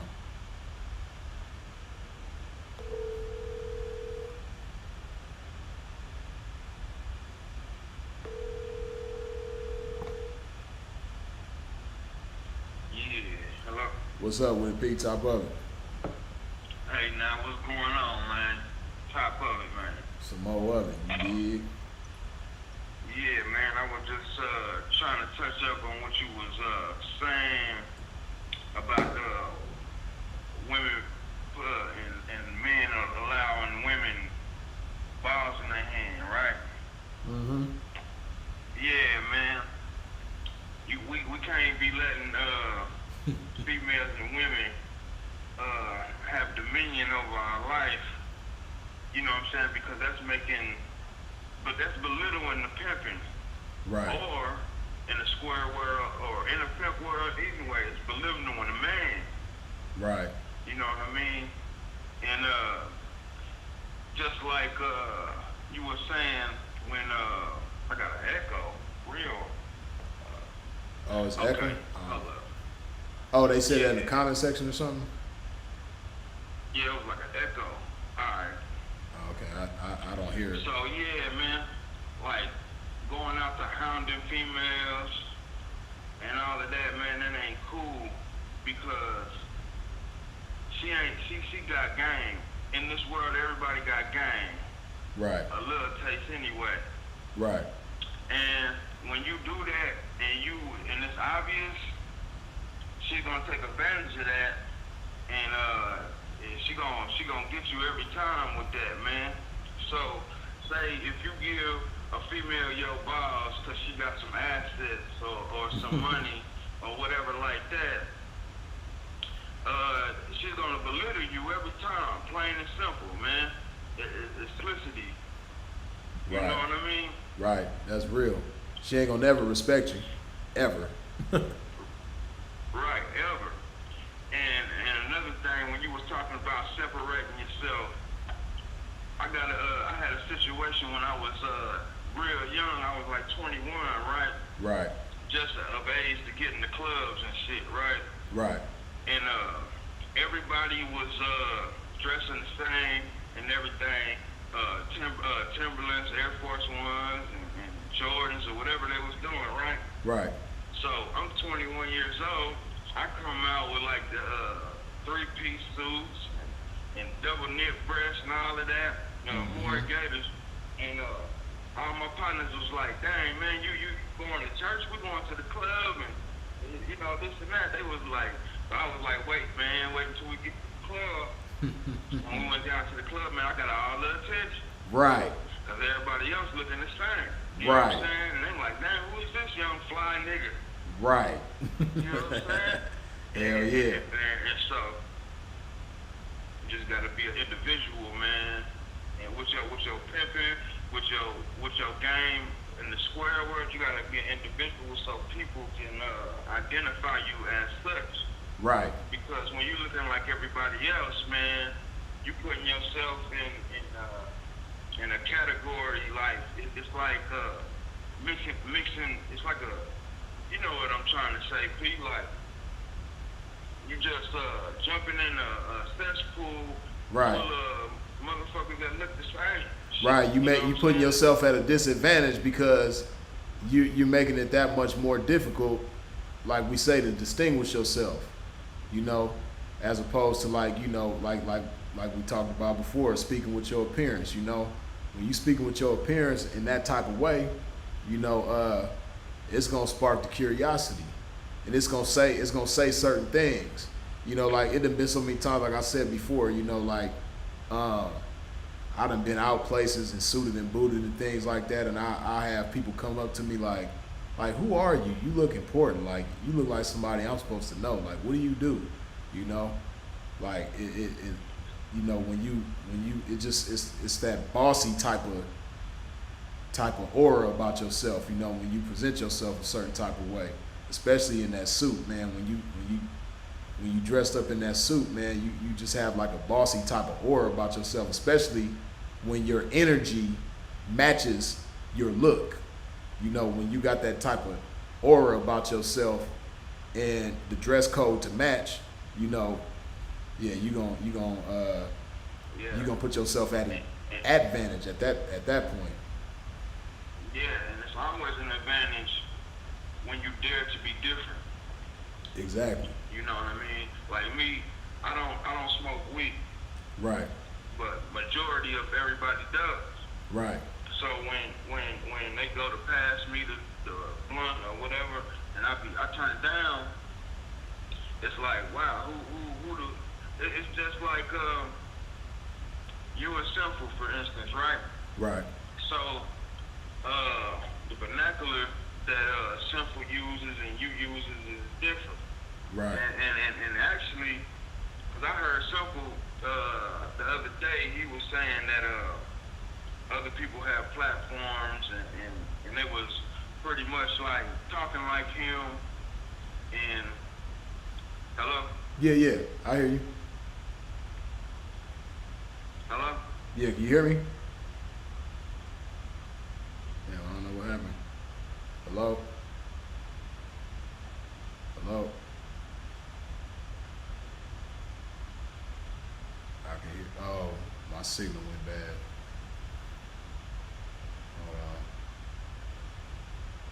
Hold on. Ah, shit.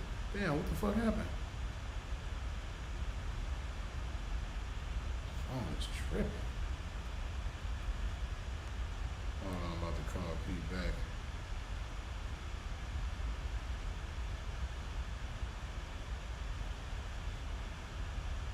Man, T-Mobile been acting up lately, man. I give these motherfuckers too much money for this shit. Yeah, my bad. My signal went bad. Yeah. But like I was listening to Simple the other day. Right. And he was like how people on different platforms are stealing like what he's saying or whatever. Right. And I can understand that without paying homage or whatever. Right. But I think he should notice what he's doing, especially for our race. Imagine our youth and thousands of black men that look like him that start to talk like him. Right. You know what I mean? Right. Use the words and the vernacular that he uses. Right. And it would trip white people out, man, because there's nothing more greater than a white man seeing a black man talk intelligently. Right. Or take you for instance, instead of putting all these drugs in our system, imagine 1,000 black men drinking water, working out, not Right. smoking weed, not doing drugs. Right. We got a whole bunch of, y'all just created a whole bunch of black men that's healthy and intelligent. Right. And so he should be happy about that. And I know he is, but he probably got something against people using platforms that's not paying homage, and I can understand that. Right. Because he's my guy, right? Right.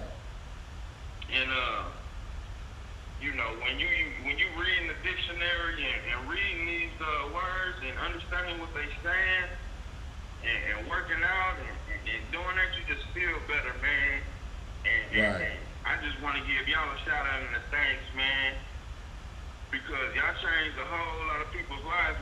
Little do y'all know, Right. we're just a platform. Right. You know what I'm saying? Right. Speaking about this game, whether you in the game or whether you out of the game, you could take something from it. Right. And that's power, man. That's power, man. In the street form, though. Right. Right.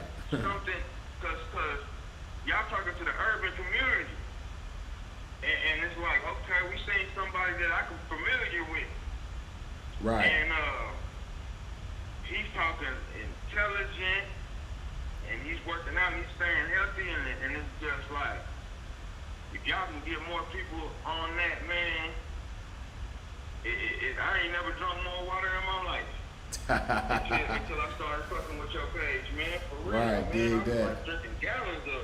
I'm just every day. Yeah, it's funny you say that because like I learned certain things about the power of influence when I was real young, right? Like because you know, over the years, you know, I didn't just snap a finger and just end up how I am. You know, I cut certain things out over time. The thing that I've stuck with the longest is soda, right? I cut soda out first. Like shit, I make myself feel and sound old, but in December it'll be 20 years since I drank a soda, right? So I stopped drinking soda when I was 19. About to be 39 in like less than 2 weeks.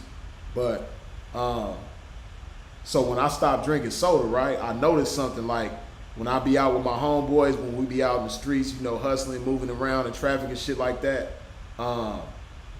by me not drinking soda and drinking other things, like, you know, I would drink juice or water. I didn't drink nearly as much water back then as I do now, but I wasn't drinking soda though. So naturally my partners who would be around me every day, they naturally stopped drinking as much soda too, at least when they was around me. And the same thing with different little females that I was fucking with at the time. You know what I mean? I might be out with a broad and we get into a relationship or whatever, and we around each other every day. Naturally, you know, when we go out to eat and things like that, naturally she ain't ordering a soda to drink because I don't drink soda. You know, it's just the power of influence. You know, like if somebody, like if I smoke cigarettes, right, and I come around you and you don't smoke cigarettes, naturally I'm a probably still smoke, but I'm gonna smoke. Oh damn! I'm gonna smoke a lot less. Damn, why this fucking phone keep on fucking up?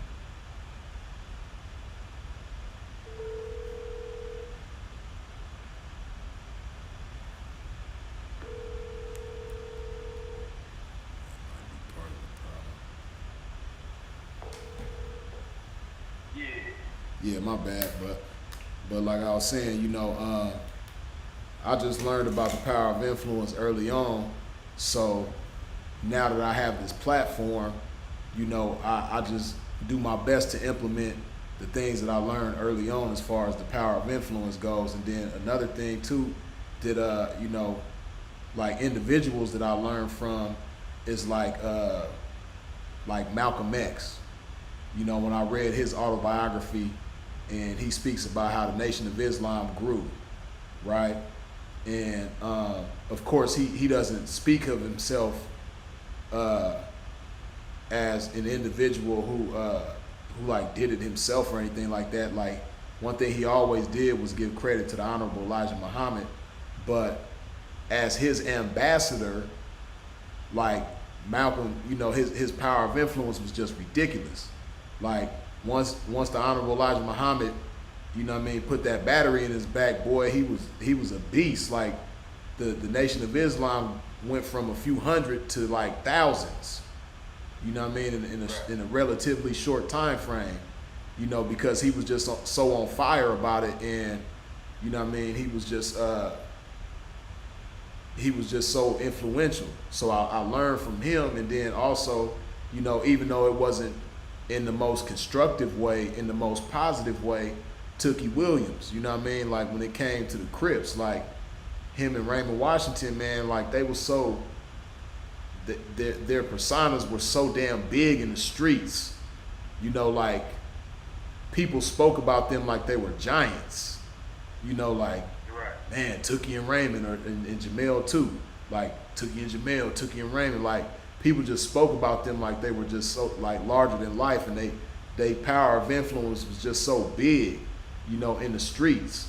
And the cold part about it, like, one thing Malcolm had in common with Tookie and Raymond and so on, like all of these dudes was broke. Like, none of them had like ever had any type of real wealth at all. Like, Tookie never was balling in the streets. Malcolm, you know what I mean, at no point in time in his life was he ever like what we would consider balling, you know, but they was just so on fire and passionate about what they believed, and you know, the power of influence that they had, you know, was just impactful. So like, I observe people like that, and you know, do my best to apply the things that I learned from them to my life, you know. And like I said, you know, just understanding that I got this platform, you know, doing my best to use it in a constructive manner. Yeah, man, and it's doing wonders. You know what I'm saying? And yeah, man, I just stay toned in, man, because it's always good, man. You know you a man when you can take something from another man, even though you got your own regimen of doing things, your own way of doing things. Because I've always been taught, man, to stay smooth. You know what I'm saying? My pops, you know what I'm saying? He's old school, man, and I'm 36 years old, so Right. I was always taught to, you know what I'm saying, be smooth. And you know what I'm saying, I ain't never really been in the streets like that as far as, you know what I'm saying, being no gangbanger or nothing like that. Right. But I did my thing in the streets, you know what I'm saying? I just chose, and I love this peak. So, Right. you know what I'm saying, I was always good with females and shit like that, you know what I'm saying? And I was always good with, you know what I'm saying, this game, and I always been inspired with this game, you know what I'm saying? I can remember when I was a kid, you know what I'm saying, my mom put me in front of the TV and told me to watch the match. And I was like 10 years old, you know what I'm saying? And Right. ever since then, man, it just struck, man. And so, you know what I'm saying, I'm glad to see that it's something that we can do. I'm glad to see pimping on another level as far as it's not taking a joke, like it's really taken serious with these platforms that y'all got, because you can Google Pimp right now and it'll show you some silly shit. It'll show you a nigga with a big ass hat, motherfucking like bullshit, right? Man, that's facts. Everybody takes the pimping as a joke and some silly shit, right? Right. Or we beat women, or we con artists and shit like that. But see, y'all putting it in perspective, man. And I've never heard anybody else like do this, man. It's like the first time I've ever seen it on a platform as such that the world can see that this pimping ain't what you see in these movies and TV, and how people display the pimping, man. The pimping is very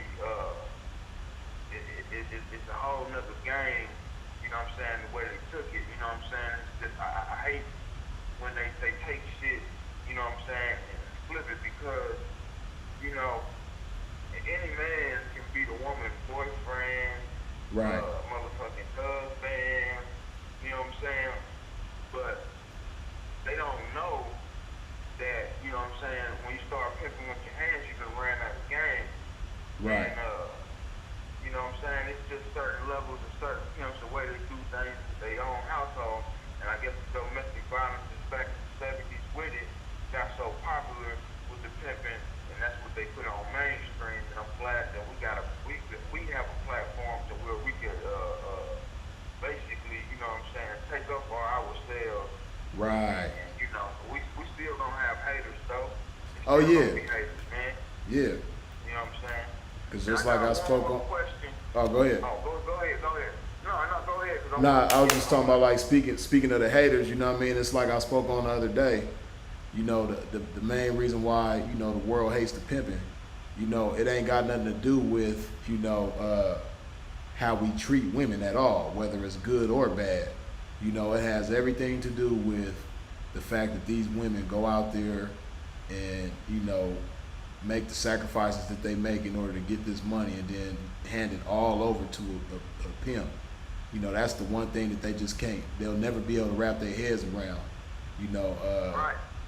you know, it ain't got nothing to do with, you know, being violent towards women or putting them on drugs or, you know, mistreating them or, you know, like you said, conning them or anything like that. Because we could be the perfect gentleman and they still gonna hate us. You know, we could. That's what I was about to say. That's what I was about to say. Cause see, I'm a gentleman. You know what I'm saying? I'm a gentleman, man. I treat mine very good. You know what I'm saying? Right. Because they go out for that sacrifice, man. And you would have to be a motherfucker to have a motherfucker sacrifice their life. You know what I'm saying? Because at the end of the day, it's not about the money, man. It's about what you profess to do for the money. Anything that you do, man. See, like, if you was to go get a 9 to 5, right? And you went to the interview. It's not about, the question is not about how much money am I gonna make. The question is, what am I becoming? Because whatever you become, that's the amount of money that you're going to get. And I said that to say this. Fuck, like the money don't even matter. What she's doing for the pimping, and that's enough for you to be a gentleman, man. Right. And you gotta be a sick motherfucker. You gotta be a sick motherfucker to be abusive to that. And you gotta be a weak motherfucker to talk. Niggas be talking about tricks like, and that's, you know what I'm saying, like, I don't understand that. Niggas be talking about tricks like, you know what I'm saying, like, when, like, drug dealers be talking about those things and doing Right. shit. Nah, man, like, that is the source, the reason why we even blessed is because Right. of tricks. You know what I'm saying? It's like, it runs hand in hand. It's our lifestyle. Like, people don't understand that, man. But that's because they're not up the game. You know what I'm saying? Hey, And anybody I'm that so. don't understand it, I'm so glad that, not to cut you off, but I'm so glad that you touched on that, right? Because the fact that so many cats in the game, you know, undermine tricks and belittle tricks and talk bad about tricks, right? You know, like we always say, you know, a hoe is a reflection of her folks, whoever she fucking with, right? You know, this is a big part of the reason why so many hoes are so, cause like, just me, myself, my observation, right, and yours might be similar, I don't know. But my observation of the game lately, I've never seen hoes be as disrespectful as they are right now. You know what I mean? Especially towards tricks. Like, bitches be talking so bad towards tricks and disrespecting them so cold. It's like, that's one thing about me, like, that I teach mine, like, bitch, this is still a man. And you need to respect him as a man. As long as he's respecting you and respecting himself, like, you need to respect the fact that this is a man, bitch. Like, you putting yourself in a man's shoes, disrespecting him like that, you know, don't be surprised if he treats you like the man that you trying to position yourself to be. You know what I mean? And that's, not every, yeah, you're right. yeah, not every case, but there has been a lot of cases where bitches end up getting hurt, and a lot of motherfuckers will never know the reason why. And they just think that this motherfucker is a sadistic lunatic or something like that. But a lot of times situations be aggravated by bitches who don't know any better, who were taught to be disrespectful by the nigga that they fucking with. And on the flip side of that coin, you know, like I tell hoes all the time, the best weapon that you could take with you to work is game. You know, you already, you know, just as well as I do, certain bitches be taking pistols to work, certain bitches be taking knives to work and shit like that. But if a bitch just takes all the game that she could fit in her mind with her to work and uses that game accordingly, that's going to be the best protection, and it's going to be all the protection that she needs. Because just like a bitch can aggravate and agitate a situation, you know what I mean, she can defuse a situation in most cases when she applies some game. You know what I mean? If something is ever going in the wrong direction with a trick, and he might be, you know, getting a little aggressive or hostile or what have you, you know what I mean? If a bitch apply game and understands her power as a woman, you know what I mean, and her ability to, suppress whatever, you know, aggravated spirit this motherfucker got in him, you know, like she's gonna win every time, you know. Right. But she has to be in the state of mind of applying game in every situation, you know what I mean? Because that's what the real pimpin' do. Like I know you do just as well as I do. Like me, whenever I'm in a situation, you know what I mean, it's natural for motherfuckers to like try to get upset sometimes. But like me, I always like do my best to catch myself and ask myself, okay, like how can I apply a game in this situation? You know what I mean? Like if we end up in a situation where we're not having our way and we might get frustrated because shit ain't going right or whatever the case may be, you know what I mean? A pimp got to catch himself and be like, okay, you know, me being frustrated, mad, complaining about the shit, that's not the solution. You know what I mean? Game is the solution. Okay, how can I apply game to this? You know? So it's just like prime example, a little example, right, of this. Like how frustration, like I tell hoes all the time, you know, you can't solve any problems while you're frustrated, right? But even though I'm going in a whole different direction than I was about disrespecting tricks, but just giving an example of how, you know, it all ties in together, right? But this hoe that I had, you know, not too long ago, she was Walmart to Walmart sending some money to her baby daddy because he got her daughters, right? So she was sending him some money Walmart to Walmart. So I sent her into Walmart down here in Florida, right? And I stayed in the car while she went in there to go send the money. They gave her a problem because she got Arizona ID, and Arizona ID don't have no expiration date on it, right? So they told her, you know, we can't help you because your ID ain't got no expiration date on it, you know? So, of course, she get frustrated like females often do. And she came out, got back in the car all mad and shit, you know, they won't help me, woo, talking about my ID. I said, come on, bitch. You know what I mean? I went up in there with her and applied game and stayed poised, you know what I mean, and explained to them, like, look, you know, I know you're not familiar with this. This is brand new to you, but, you know, where she's from in Arizona, this is how the IDs are. And she's done Walmart to Walmart with this same exact ID before, so that's how we know that it can be done. You might not know how to do it, but it can be done. So if you do your job, you can figure out how to do it, and this could be a learning experience for you, and it'll make you that much better at your job. And then, you know, moving forward, if you run into this situation again, you'll know what to do, right? So that individual went and got the supervisor. I spoke to the supervisor, explained it to them. He's like, okay, sir, you know, no problem, just give us a minute, woo, woo. And bottom line, you know, pimping got it done by applying game. You know, now if I went in there with an attitude like the bitch, of course, like the bitch, I wouldn't have got no results, right? So, but that all ties into, you know, the disrespect shit, you know what I mean? And bitches just being so quick to get disrespectful with tricks when they get frustrated instead of applying game when they get frustrated, you know? And they a big part of the reason why they get frustrated is because they don't have no game. You know, most of these bitches, all they know how to do is say, hey, baby, you want a date? If they down on the track or if they on the lines on the internet or whatever, they answer the phone like, hey, did you want to spend some time? Like, they don't know how to, you know, be in control of the conversation and apply game to have their way, you know, so they get frustrated and they get disrespectful. And like I said, a big part of the reason why is because it all goes back to what you were saying just now about, you know, so many cats in the game that's supposed to be the pimping that just, you know, they don't have no type of respect for tricks at all. And it's like, man, like if it wasn't for tricks, like shit, we'd be out of work. Shit.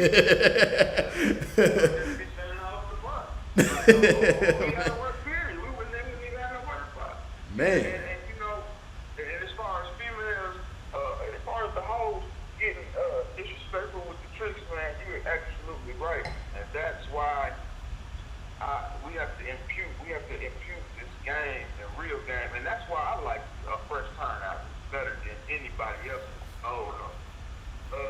For me. Right. Because a fresh turnout that ain't never hoed in her life is and she's ready. And she's fucking Ted, and she's fucking Bobby, Ricky, Ralph, and Johnny. And you know what I'm saying? For real. But she's not making no money from it. But she got the desire to hope. She got hope tendency.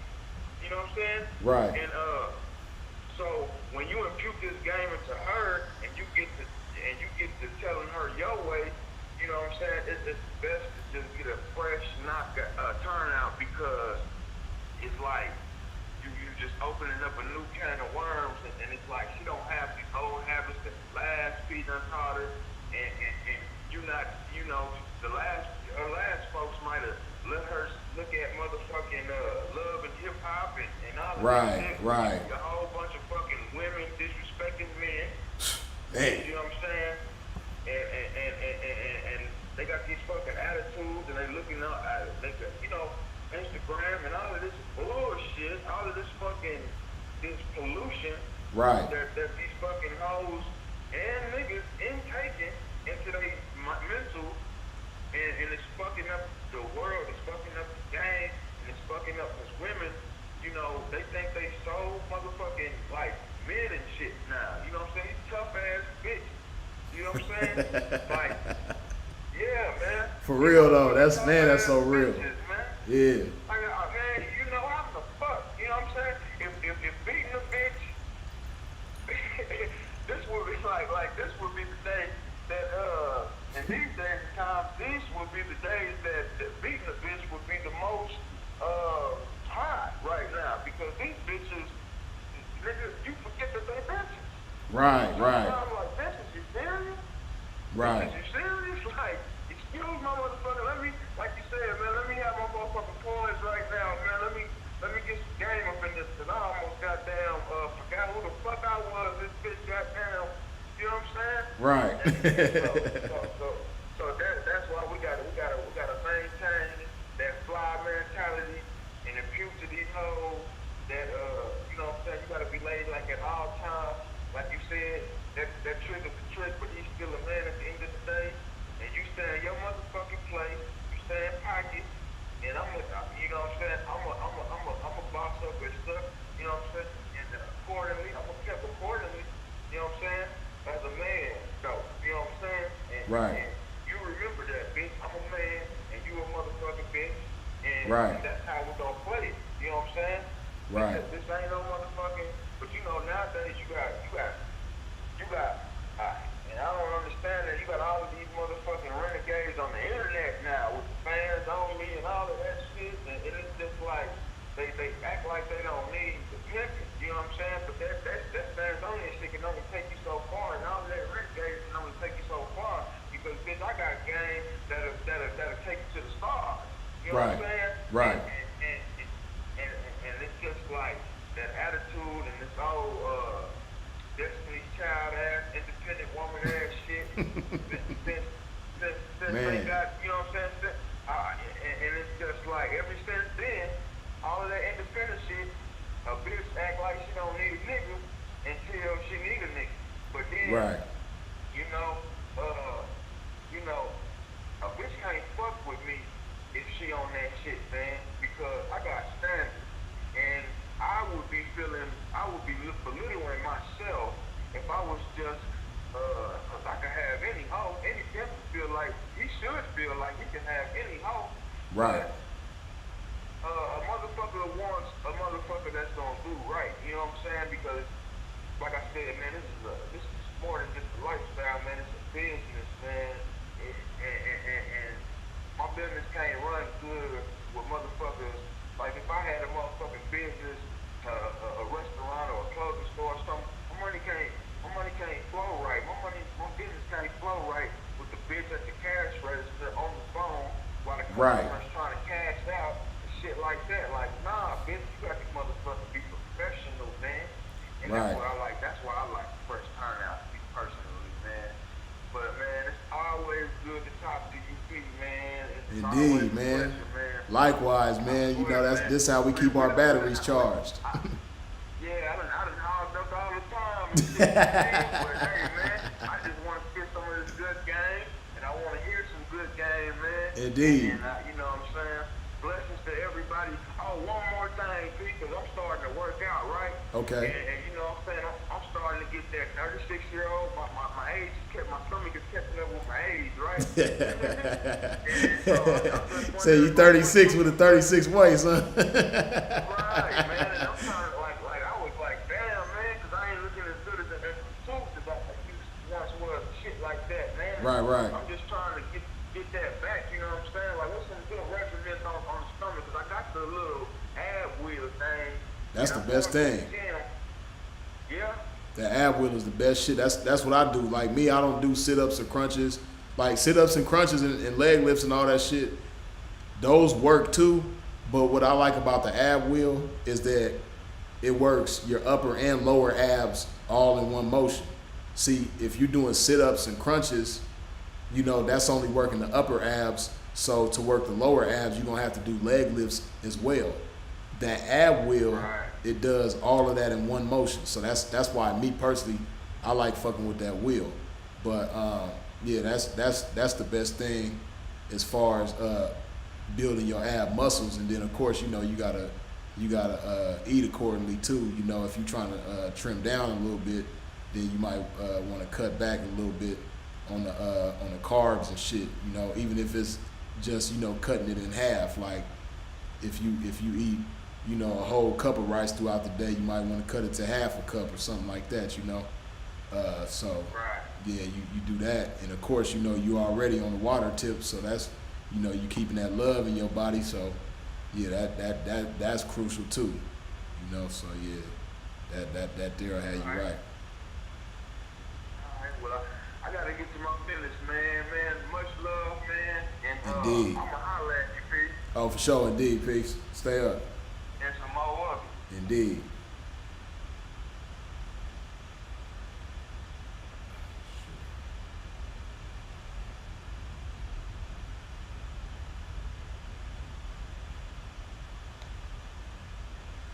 Y'all be feeling some type of way when the Pimp get to popping it up. They like, man, can somebody else call in?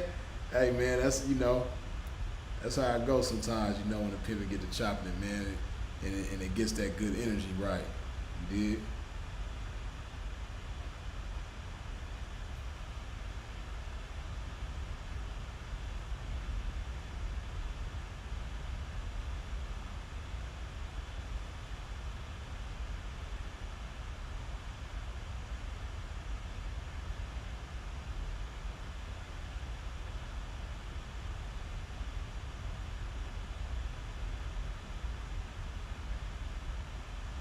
Okay, we probably gonna take another call or two, and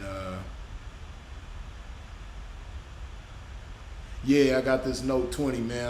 I'm really digging this motherfucker, man. This shit cool, very cool.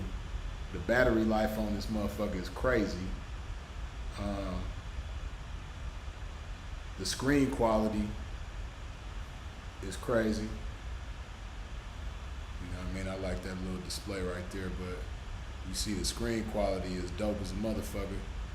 The camera is dope as a motherfucker. Here we go. What's the word? Hey, what's good, Bree? What's the word, man? How you feeling? I'm feeling good, bro. I got a couple questions for you, man. For sure, I got some answers for you. Dig that. Alright, so my first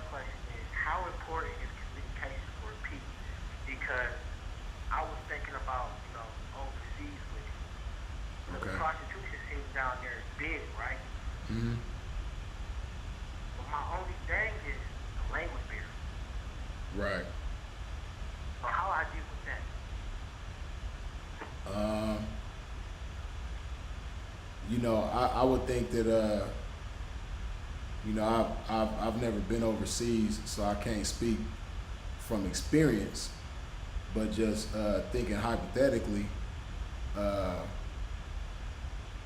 you know, I would think just being around out there, you know, for so long, you'll start to pick certain things up for one, and then two, shit, man, if all else fails, you might have to, even though it's a little tedious and it takes a little longer, man, you gotta fuck with that Google Translate. Yeah, so. But like, would that mess up like communication? Like, would that mess up the relationship? Like with your hoe? You know what I mean? What you talking about? If you and her don't speak the same language? Yeah. Like, how would that fuck up the chemistry? Or I don't think so. Cause okay, like for instance, right? I had this bitch one time from Honduras, and right? her English was terrible, and my Spanish was terrible, right? But she was really digging on me, right? We had met at the club, and then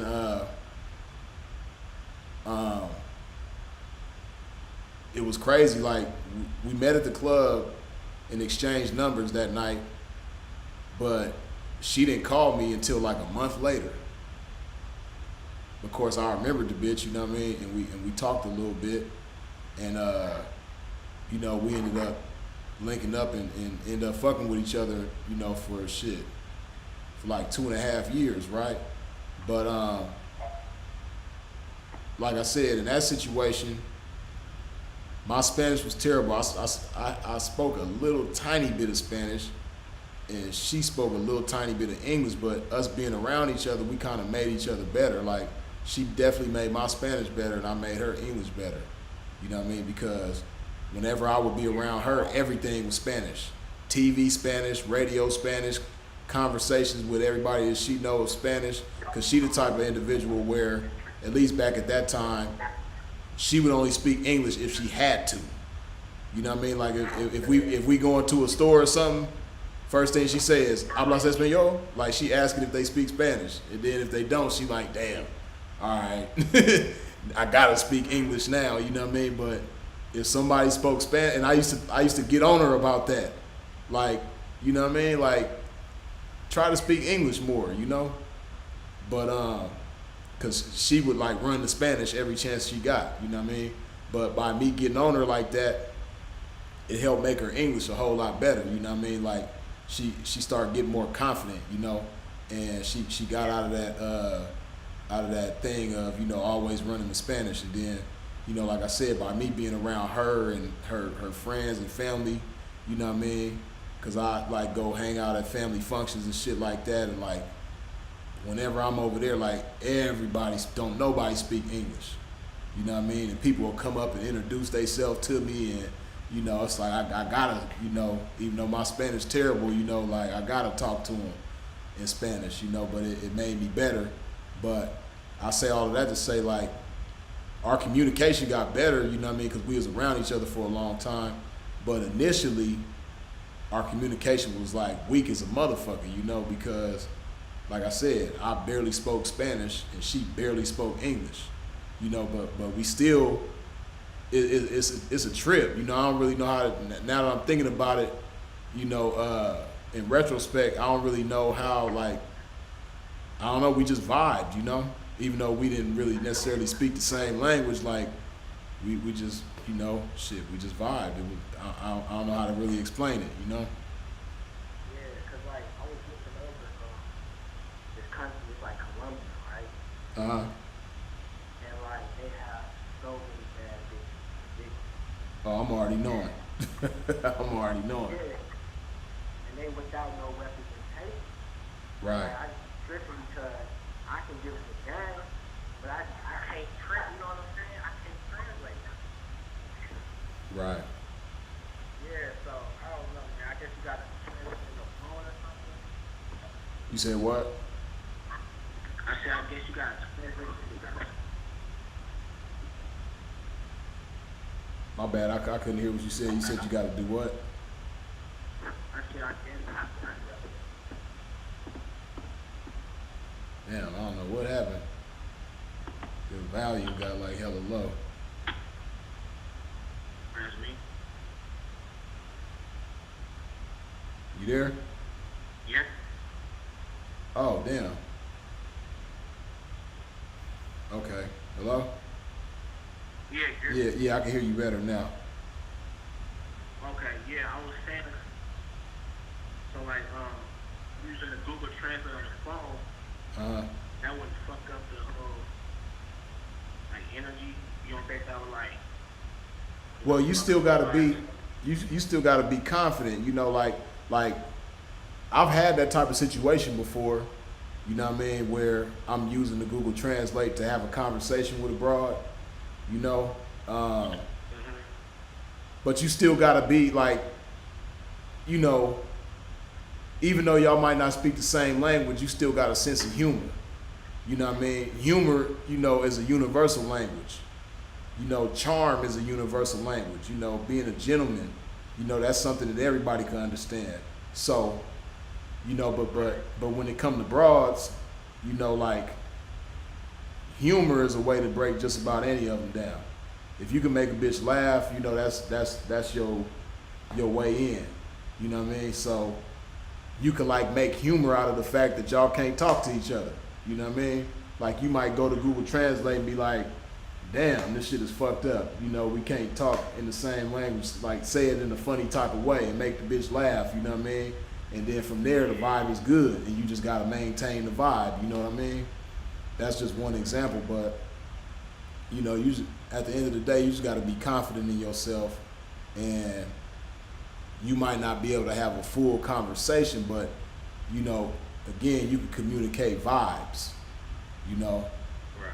So you just gotta start there, and then you know, hopefully over time, you know, y'all get to, you know, a point where you could speak the same language, whether it's her speaking yours and you speaking hers more so, you know. Okay. All right. And my other question was, do you think it's easier or harder to pimp on black people? It's easier to pimp on a hoe, and it's harder to pimp on a bitch that's not a hoe. You know what I mean? I mean like black hoe. No, I know what you're saying, but what I'm saying is, it's easier to pimp on a hoe, and it's harder to pimp on a bitch that's not a hoe, whether she black, white, or candy stripe, or anything in between. You know what I mean? Now, I will say this, right?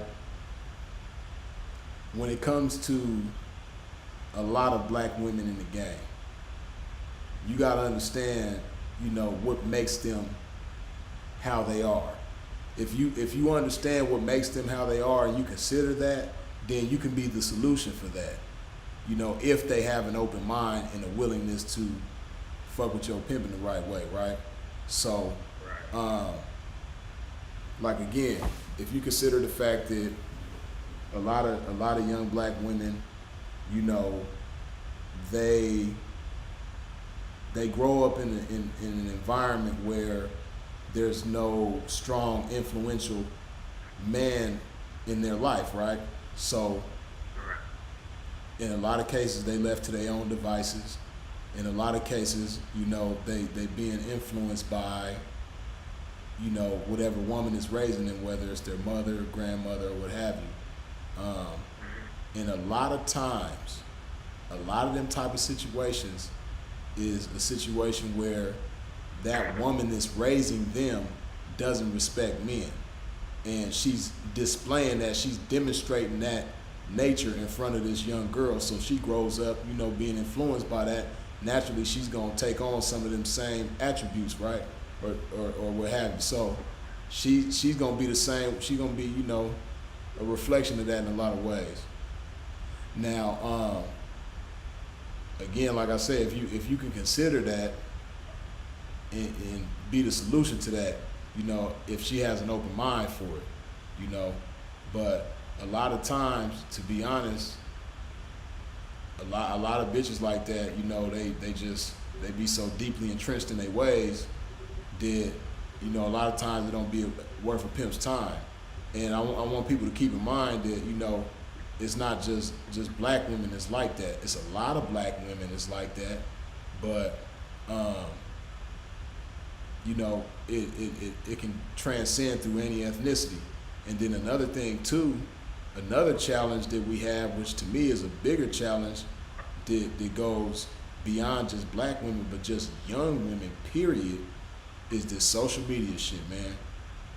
You know, because beyond just a black bitch, it could be a white bitch, a Latina, or Asian, or whatever, you know what I mean?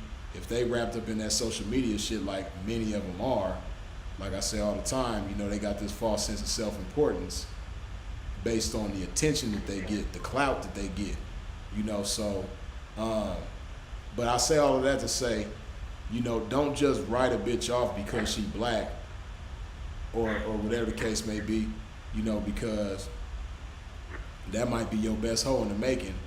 But if you just look at her like, you know, just another black bitch, like, you might not never know, you know, so, and as far as like, you know, a lot of people say shit like, you know, a black bitch will make you pimp and other bitches will let you pimp. Hey man, a bitch can't make me do nothing. You know, shit. Shit. If anything, she gonna make me get away from her motherfucking ass, you know? So, but yeah, you know, like I say, you know, I say all the time, you know, just like we all got different fingerprints, you know, every bitch got a different personality, different influences, different, you know, outlooks on shit, different character, different nature, all of that. So with that in mind, you know, you don't want to just look at, you don't want to just stereotype bitches like that, you know, because some of them, you know, they might be a certain way only because they've never seen anything else. It might be a situation where they've never seen a man worthy of respect, or gotten that far with a man to learn that he's worthy of respect. So maybe if she did that with you, you know, it'll be like a paradigm shift. You know, it'll make her think like, damn, you know what? I never seen a man treat me like this, or I never seen a man move like this or behave like this. You know, so you know, in that type of case, of course, you know, you might be able to, even though she's accustomed to being a certain way, you know, you might be able to turn things around. Of course, with her, you know, willingness to do so, it's gonna definitely take that. So, yeah. Okay. And my last question is, do you ever think it's okay, gorilla pimp? You said, do I think it's ever okay to gorilla pimp? Yeah. Well, see, my thing, my outlook on gorilla pimping is like, you know, that's like the nature of an individual. You know, somebody might put their hands on a female in a particular instance, right? But that doesn't make them a gorilla pimp. You know, my idea of a gorilla pimp is somebody that, you know, uses, you know, brute force or, you know, roguish type of ways as opposed to intelligence and game, right? Like in order for them to get their way, you know, they're gonna be aggressive. You know, they're not really gonna use game as their weapon of choice. You know, so with that being said, no, I don't think it's ever cool to, you know, gorilla pimp, so to speak. You know, now you might have instances where, you know, guys, you know, decide to check their bra one way or another, whatever the case may be, in what for them is an unconventional way, you know, but that doesn't make them a gorilla pimp. Just because they do, you know, like I said, what might be for them unconventional a time or two. You dig? Normally they do things this way, but you know, this bitch, you know, pushed them to a point where they felt like they had to do this, that, or the third. You know, that's a different thing from, you know, whenever a bitch don't do what I tell her to do, she gonna get it. You know what I mean? Whenever a bitch, you know, do something to rub me the wrong way, she gonna get it. You know, that to me is a gorilla pimp. You know, somebody whose first weapon of choice is something outside of game. Right. So, you know, a pimp gonna apply game to every situation, you know, so yeah, nah, with that being said, nah, it ain't never cool to be a gorilla pimp. Okay. All right, that's what's up, man. Thank you for answering my questions, brother. Oh, for sure, no problem. All right, peace. Peace.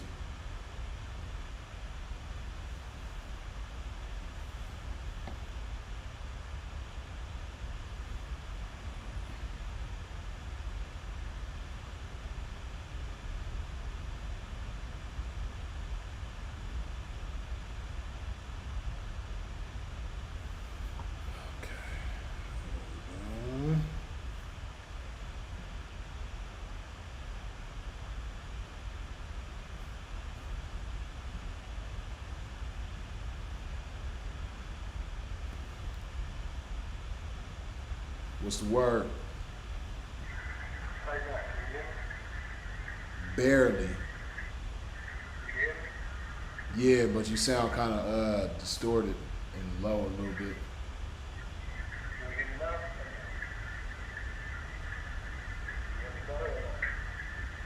Yeah, but I don't know what it is. It sounds like I don't know if it's like a noisy background or something. Yeah, that's better. Yeah.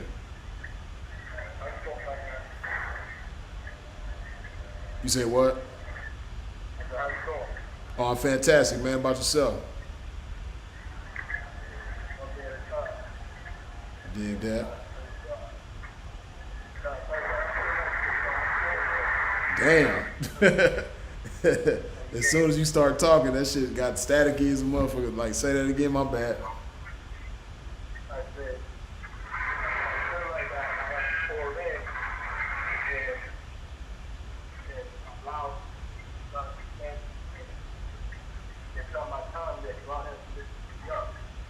Damn, man, my bad, man.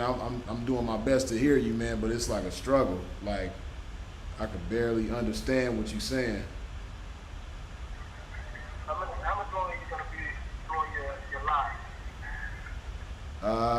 I'm not sure. Probably not too much longer, to be honest. A little bit longer though. Huh? But before you back to 15 minutes, it will be better.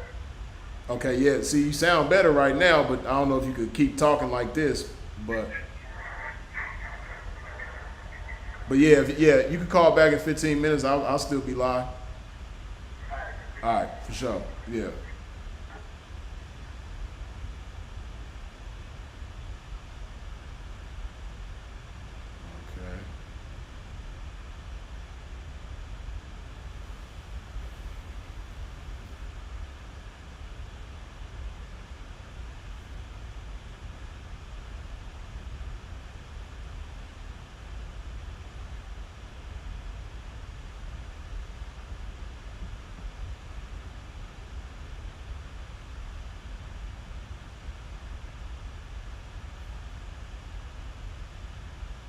Tisha N40 seemed like a pretty smart young lady.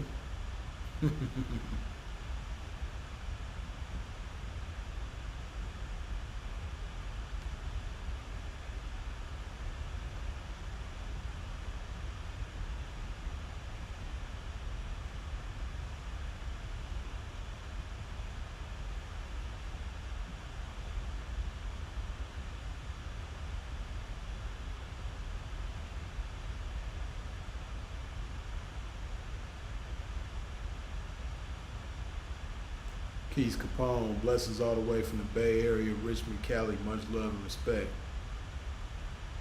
Right back at you, Keith Capone. Appreciate it.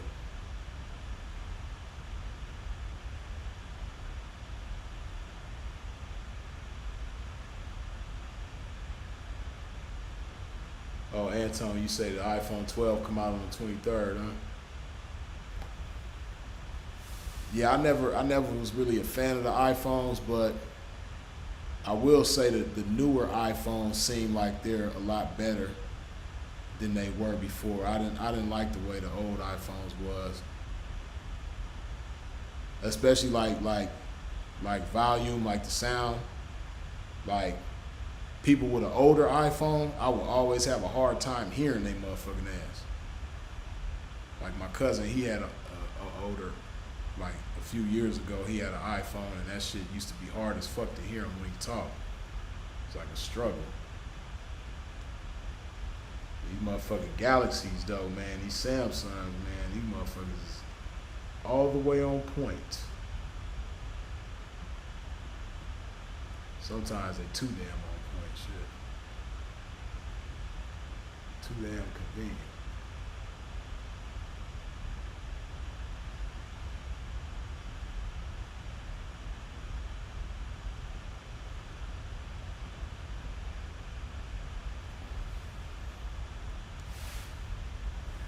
What's up, man? Somebody can call in if they want to.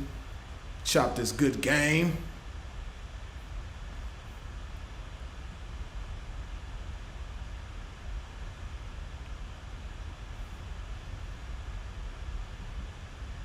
And I see y'all tapping in, subscribing. I appreciate those of y'all who have subscribed during this live and hitting that bell when you subscribe. You dig? It's saying 18 subscribers at the top. I want to say all 18 of y'all subscribed during this live, but whatever the case, those of you that have subscribed since we've been live, I appreciate you.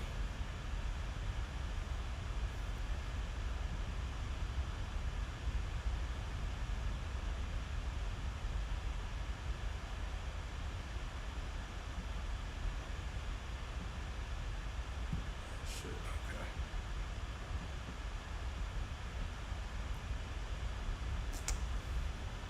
I'm gonna go ahead and put some more of this love shit in my body, man.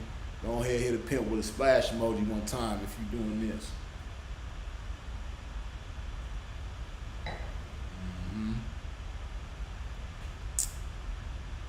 Okay, I see 195 people done wipe their feet off at the door.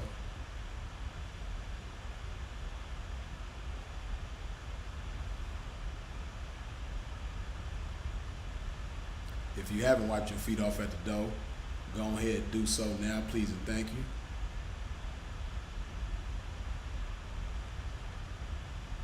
Okay. Hey, top of it, what's the word? What's good with it, Pimp? What's good with it, P? Oh man, some more of it and not enough of it, you dig? Just chilling, man, out here, man. I ain't far from the shop, man. Out here with these lanes. I gotta separate the game from the lanes, dog. It's real hard out here, man. It's like, man, I don't know, man. Everybody like they struggling, man. You know? Yeah. They struggling. They low-key struggling. They low-key struggling out here, man. Yeah, it's unfortunate, man. This coronavirus, man, done hit a lot of places real hard, man, and it's unfortunate because I think the winter time in places like that, man, it's gonna be the worst ever for a lot of people, man. You know? Yeah, it's gonna be pretty bad. We be cold out here in Chicago, dog. This winter's gonna be real bad out here, you know. Yeah. Out here. I started to get something going. I started rotating with a few of them, man. Rotating with a few hoes out there, but I said, nah, it ain't even worth it, man, because they do shit differently, dog. They like working off the phone, man. I don't too much understand that. Pertaining to the game, they work off the phone. They want to use the cash app, dog. I ain't got time for that cyber P. I don't do the cyber P, man. Right. Yeah, to each their own. I feel you. I kind of like things, simpler myself in a lot of ways. Technology can be cool and convenient when it comes to certain things, but I don't like it to be the type of situation where somebody is dependent upon it. if it makes sense, then yeah, we gonna fuck with it, but it's not gonna be something to where if it's not available, then we don't have no type of function going on. You know, and that's how it is for a lot of people. Yeah, but I think that that to me that really hurts the game a lot because it ain't nothing like getting off your ass and standing on the corner walking around. I enjoy that. That's a beautiful thing, man. Out there, especially when it's a good day, good weather, go out there doing their own thing, man. That's beautiful. It's lovely, man. Oh yeah, it definitely is, and it says a lot about her. You know, her willingness to go out there and make it happen in that fashion, man. It says a whole lot of great things about her. You dig? Especially if she's the type, because you know, them girls who are the type to where they only want to work the internet. I call that, you know, they have what I call the in-call mentality, right? Where everything is reactive, and you know they're not proactive in any way. They're not making it happen. They sitting back waiting for it to happen and then reacting to it, right? So it's unfortunate, man, because a lot of this in-call mentality has spilled over into the streets where, you know, a lot of girls, at least the places I've been in recent times, you know, especially California, a lot of the girls will be outside, but they be in their phone the entire time, and they not working. And it's crazy because tricks just be circling around. Traffic be heavy as a motherfucker, and these tricks is burning gas. So I know they have some money to spend because I know they don't want to just be out there burning gas and wasting time, you know. But a lot of bitches don't be doing their job, man. So, you know, like I said, it's that in-call mentality has spilled over into the streets in a lot of aspects where, you know, just like a lot of them internet girls, they just sit back and wait for the phone to ring, and they don't do no real hoeing. They don't like really apply a game. They don't know how to have a conversation, let alone direct the conversation. And you know, like I was saying earlier, they get mad and frustrated when the trick doesn't direct the conversation in the way that they want to, instead of them directing it themselves. You know, it's a lot of that going on the track too. So, you know, a lot of them bitches be out there irritable. You know, they be out there, you know, smoking weed and drinking and doing drugs and all type of shit, like on the track, out in the open, in front of tricks and in front of everybody. Just be out in the open with this shit. So, yeah, you know, that internet mentality has spilled over through a lot of aspects of the game, man. And what I did what I asked you, what's up? Do you think that it's like advisable to purchase a home from somebody? I mean, a P ain't gonna do that. Okay. You know, you got, hold on.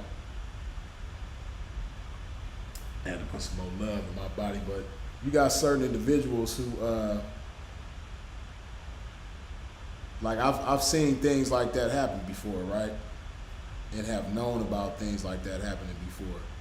And usually from what I observe in that situation is the guy who's selling the bitch is kind of like a con artist, you know, and he know the bitch is a problem, and you know, instead of just letting the bitch blow up and not getting anything out the situation, he might find a younger, more impressionable cat in the game, and you know, try to sell the bitch to him, so that it don't be a total loss whenever him and the bitch part ways, you know.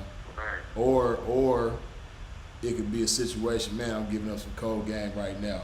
But it could be a situation, I know certain cats who did this shit before gonna be mad at me, but I really don't care because it ain't the pimping, you know, so it is what it is. But you got certain cats who will do that just to get the money and let the bitch, you know, pretend like she gonna fuck with that individual. And then once they get the money, you know, the bitch end up blowing, and she end up right back with the motherfucker that sold her to whoever, you know, he sold her to. But Yeah, man. I won't do it that way. okay, Nah, yeah. I wouldn't do it that way. But I'm glad I touched base with you. Oh, for sure. I'm gonna go ahead and finish watching this Clemson game. Haha, dig that. All right. All right, for sure, man. Be safe.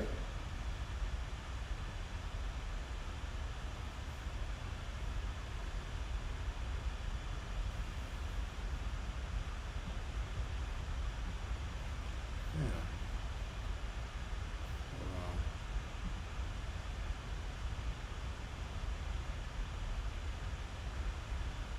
I don't know why chat ain't moving on this one, but it's moving on the other one.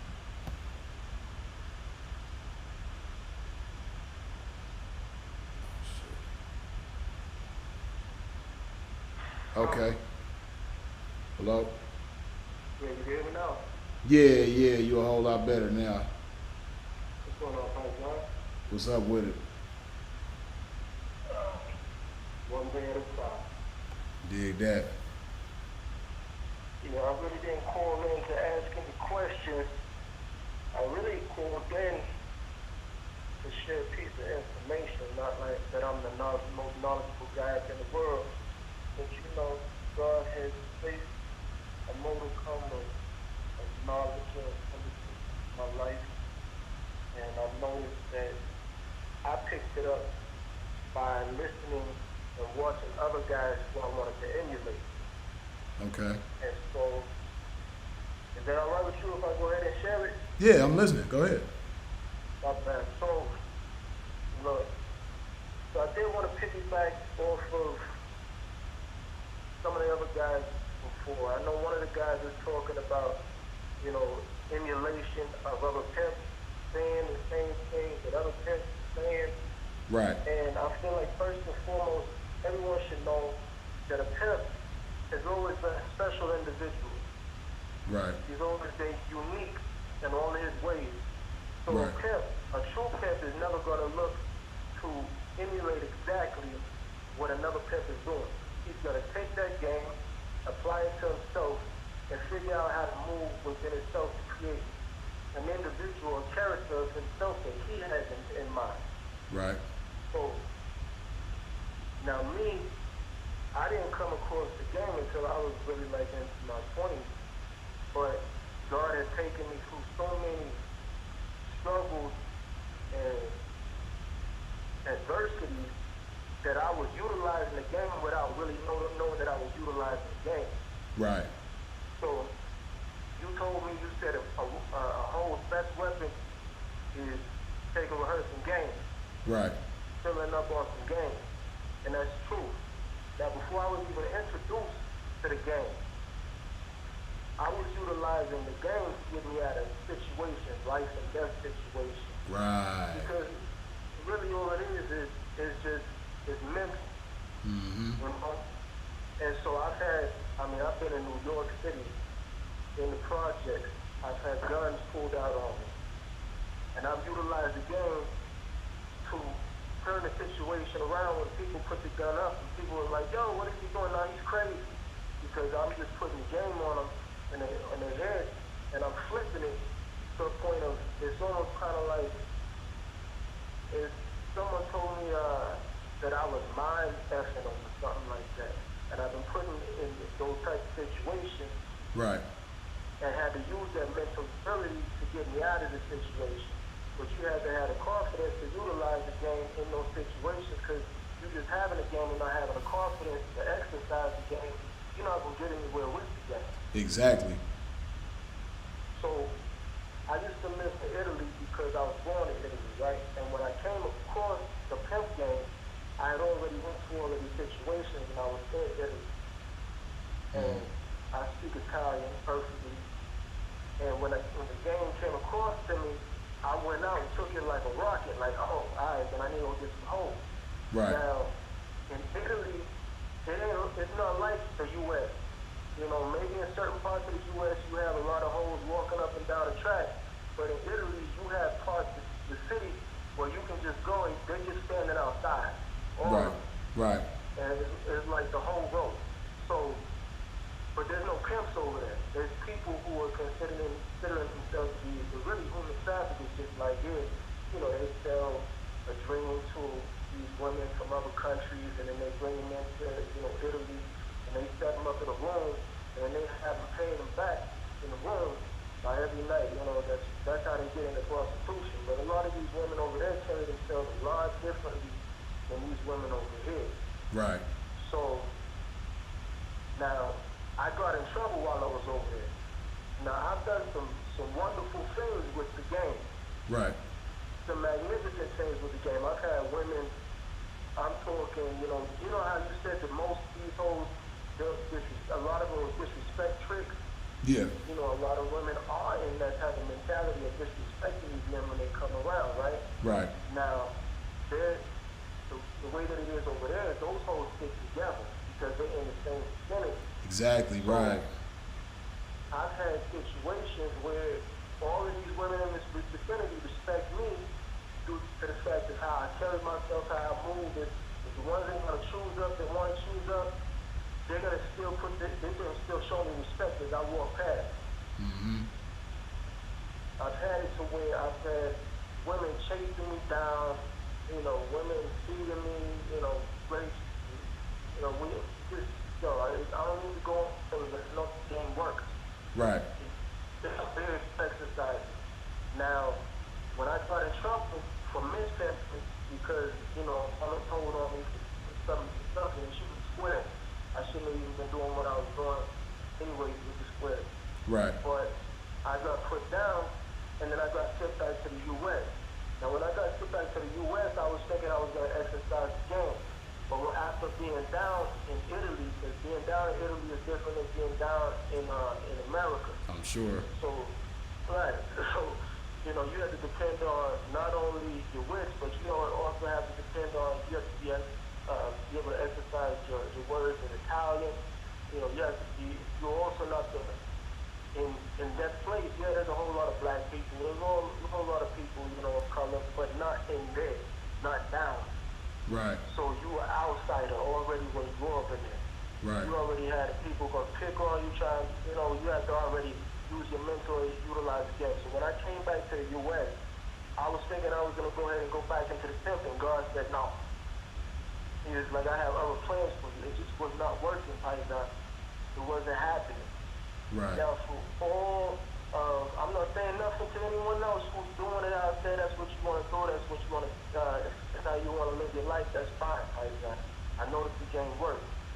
But as God began to put me into the square life, and I was listening to Andre Taylor, because Andre Taylor says, now you've mastered the street, now you have to master the square. Right. And this is before I went into the square life. And I was like, all right, so this is what I'm doing. Right. So as you become a square, you start taking on sort of the movements of the square, but you still have a game. Right. But sometimes you can kind of lose yourself with being in the square's life, right? Right. And so at one point in time, I stopped thinking I was a pimp just because I was a square now, I was like, no, I'm not no pimp no more. The enemy was getting to me. The enemy was getting to me because I had studied the Mac and I had studied all of this information, right? Right. But because I was living the square's life, it's like, the enemy was coming down on me. And I tricked off one time. Now, let me tell you this. Now, Sinful has, in his mentality, is if the tricking is in you, the tricking is going to come out of you, right? Right. And if one's a trick, always a trick. Now, I was thinking, oh, man, now I'm a trick, right? Right. But I realized that when I tricked, I felt completely terrible. People can trick and they feel great. Those are true tricks, they feel like, this is what I like to do. You have guys who, they love giving money to women. They love doing that. Right, indeed. When I trick, you know what I'm talking about? And so for me, when I tricked off, afterwards, I had this terrible feeling inside of me. When I say I felt horrible, right. I didn't know what was going on. I was like, oh my God. And then I listened to Sinful and I was like, oh Lord, I gave the fist. I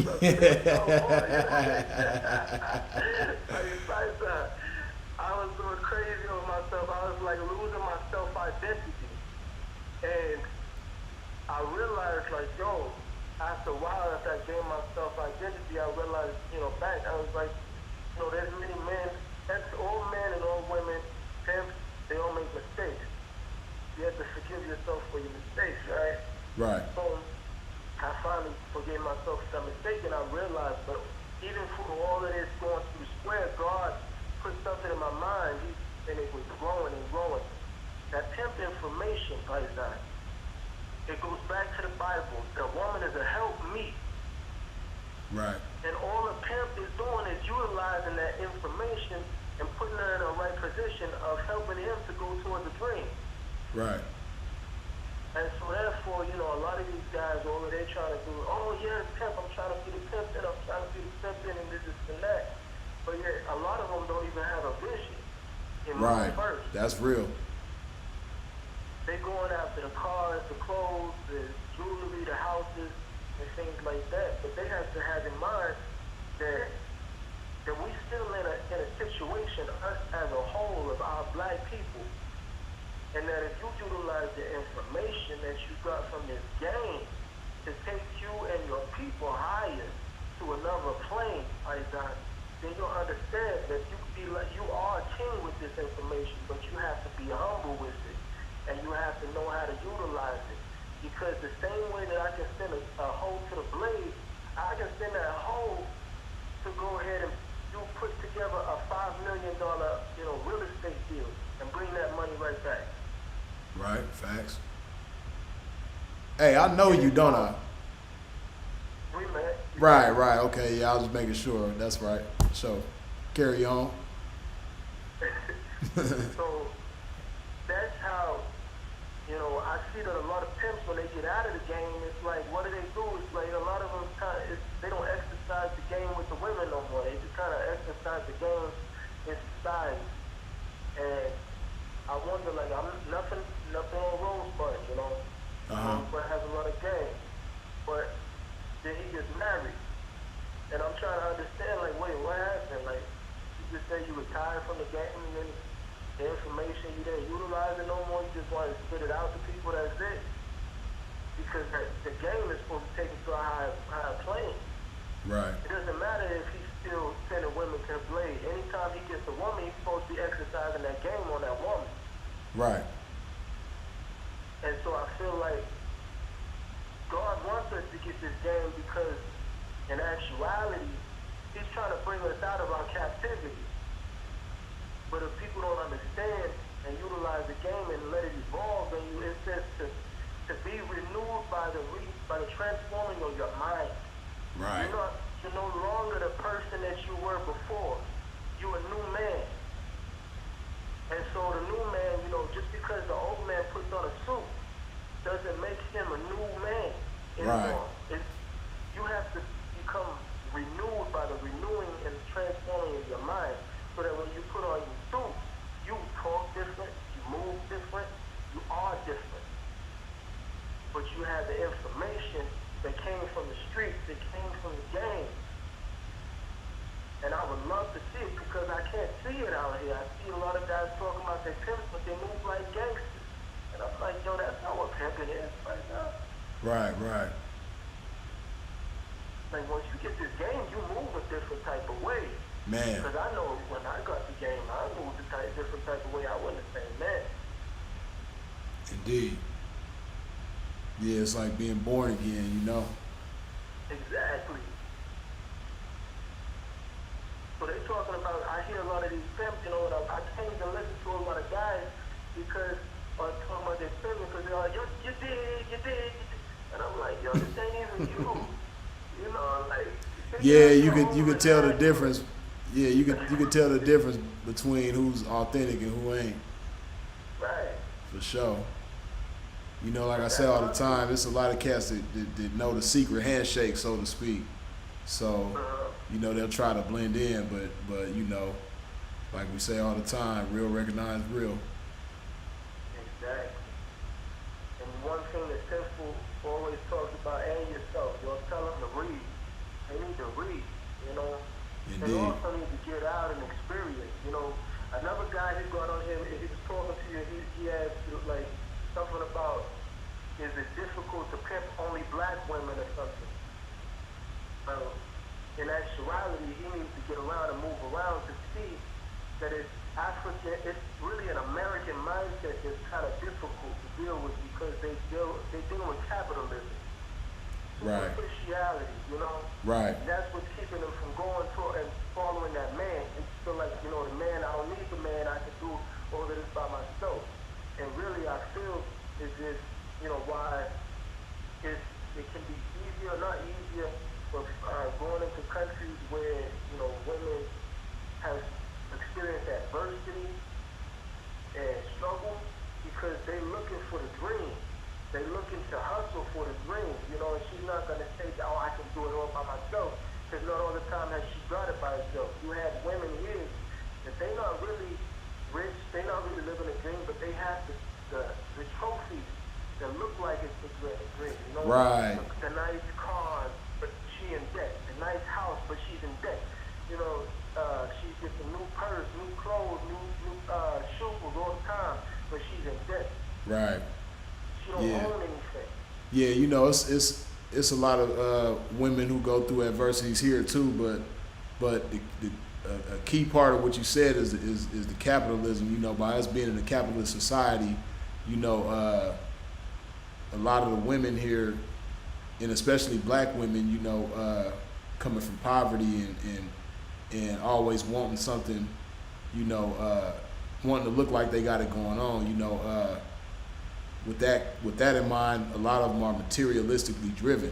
So, you know, like those women who go through adversities in other countries, you know, they not so concerned about their image, you know, so that's why they can still have ambition, and when they get certain opportunities, you know, they're going to be more serious about making the most of those opportunities, as opposed to here, you know, social media has kind of made it where, you know, women, especially black women, because like I say, I still believe that black women go through more adversity than any other women in America.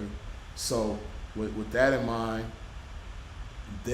social media has made it where, you know, they can be comfortable and even like confident in their adversity, and not to the point where they like just laying down in it, like, you know, with a blanket and everything, you know, just in a nice big pillow, you know, just comfortable in the shit, you know, because like social media has made it where, you know, even though they might be going through it, like you said, they credit might be bad, or, you know, they don't own anything, and this, that, and the third, but, you know, people on social media will treat them like Beyonce or Kim Kardashian, or Nicki Minaj, or Megan Thee Stallion or something, you know. They'll treat them like that just based on how they look, and they don't understand that doesn't equate to any real value. You know, you still want to have some real value to yourself, you know. So I think that's the main difference, you know. Like here, like I said, social media has made it where they'll be comfortable in the adversity, as opposed to, you know, women from other countries, because they have a different set of values. You know, the way their value system is over there, it's not possible for them to be comfortable in adversity. Because, you know, over here, you know, chicks are like, for the sake of some clout, they'll leave their babies fucked up. Like, a bitch will be on camera twerking, and they baby's diaper need to be changed. You know, diaper been fucked up for 3 hours. You know what I mean? The baby ain't ate since this morning, and it's the evening time. But this bitch is so concerned about twerking, you know, and the baby might even get in the video like crying for his mama, like, you know, to change the diaper or feed him or whatever. But she's so damn focused on twerking and getting attention that, you know, she'll negate that, as opposed to a woman from a different country going through the same adversities. You know, she gonna be like, man, fuck social media right now. I gotta feed my baby. You know, I gotta tend to my child. So, yeah, that's the main thing. that is an issue with the women over here, especially like I say, the black women. And I feel like, these guys, before they sitting here trying to call themselves pimps, they really need to understand a woman anyway and her needs. Right, man. You sitting here trying to get some money for her, but what she paying you for, if you don't even understand her needs at the end of the day. I've noticed that a lot of these women, they kind of are like kids, children when you get them. You have to love them, but just because you told your child one time, don't do that, doesn't mean he's not going to go back and do the thing again. You have to be patient with these women, because a lot of times you have to realize when she's coming into the game, especially if, like a lot of these guys talk about trying to get a fresh turnout, you taking a woman and bringing her into a totally new world and having to flip the paradigm on her, that's going to take time. Right. It's a process. It's a whole process, because I know that me and where I'm at right now and where I'm going, God, this took a whole process.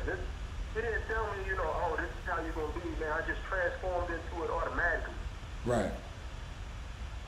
And you expecting a woman, you can't gorilla pimp because you mad at the fact that she hasn't transformed before your eyes, like Cinderella. Right. Right, for real.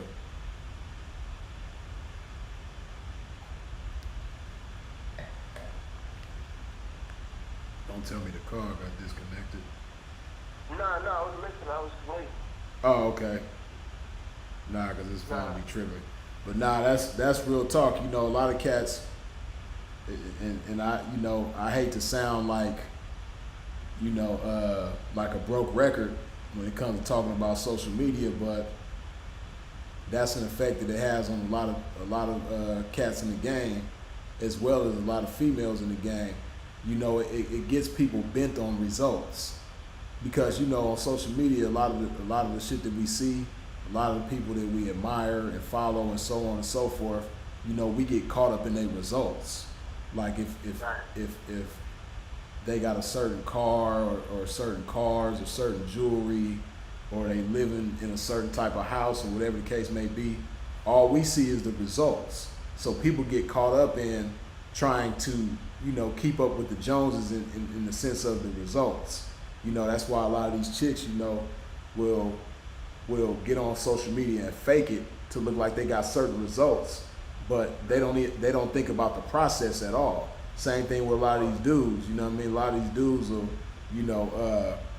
floss certain shit that ain't theirs like it is theirs,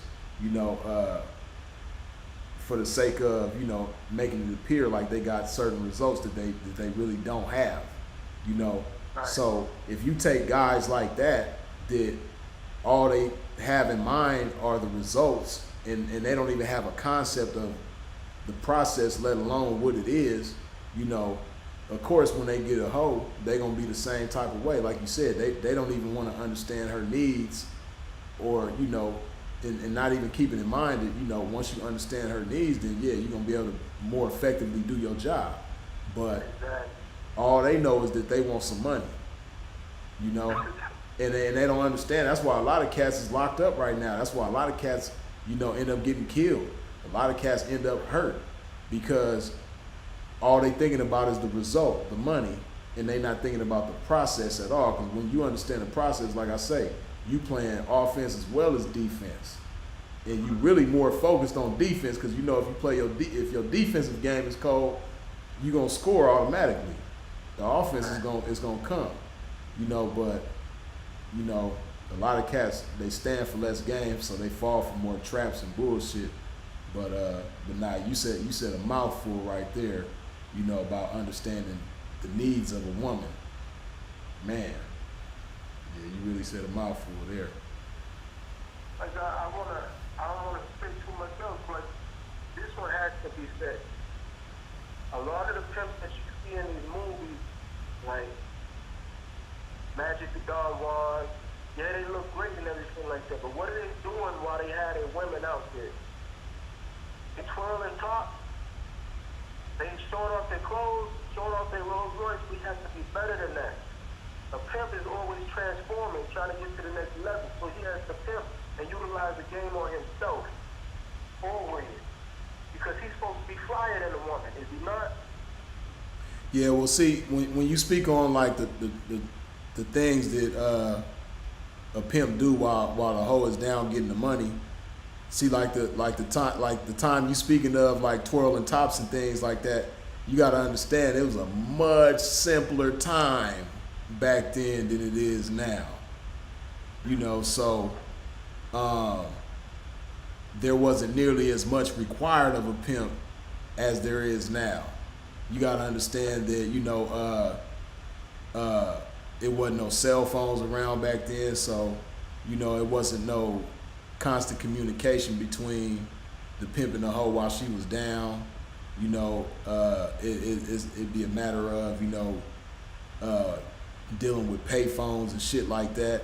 So, Yeah, but my point is this, is the fact of, just because there's no cell phones and everything like that, there's still books. He should be up in a book. He should be trying to plan for his next move all the time. That's his vision, right? right, So he needs to have his finances on point, because what's the point of her giving him money and he can't even, you know, do something, invest the money, triple, quadruple his money at the same time. Pimps these days really need to be in the stock market. They need to be in real estate. They need to be in these bonds. They need to be, you know, in some IRAs.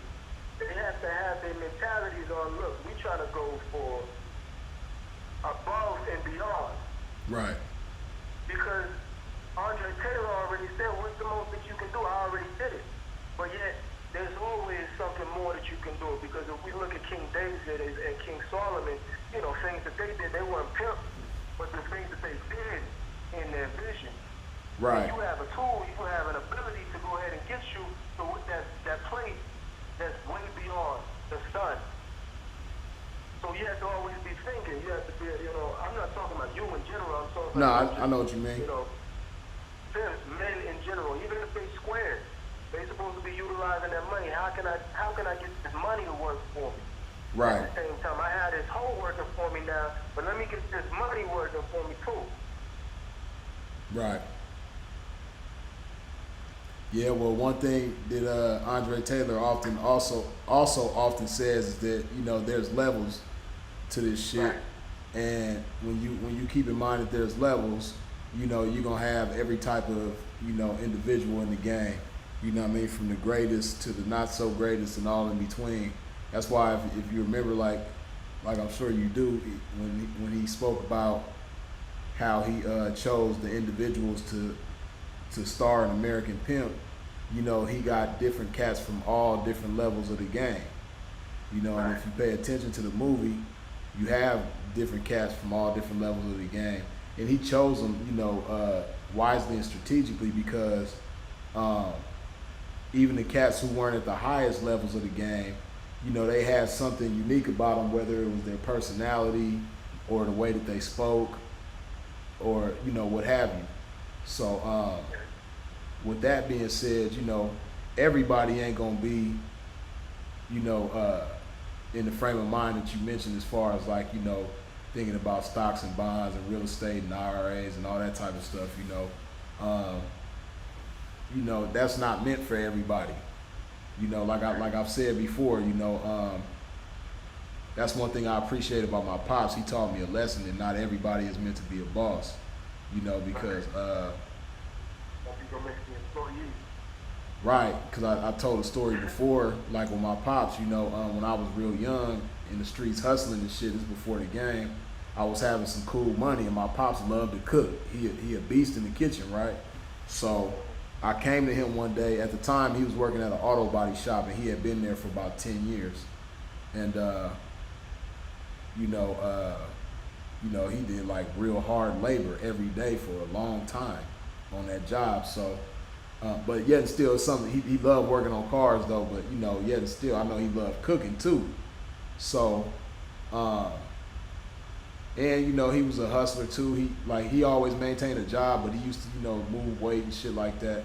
But nonetheless, I came to him one day. I said, "Pops, if you had the opportunity to open your own restaurant, would you do it?" And he said, "No."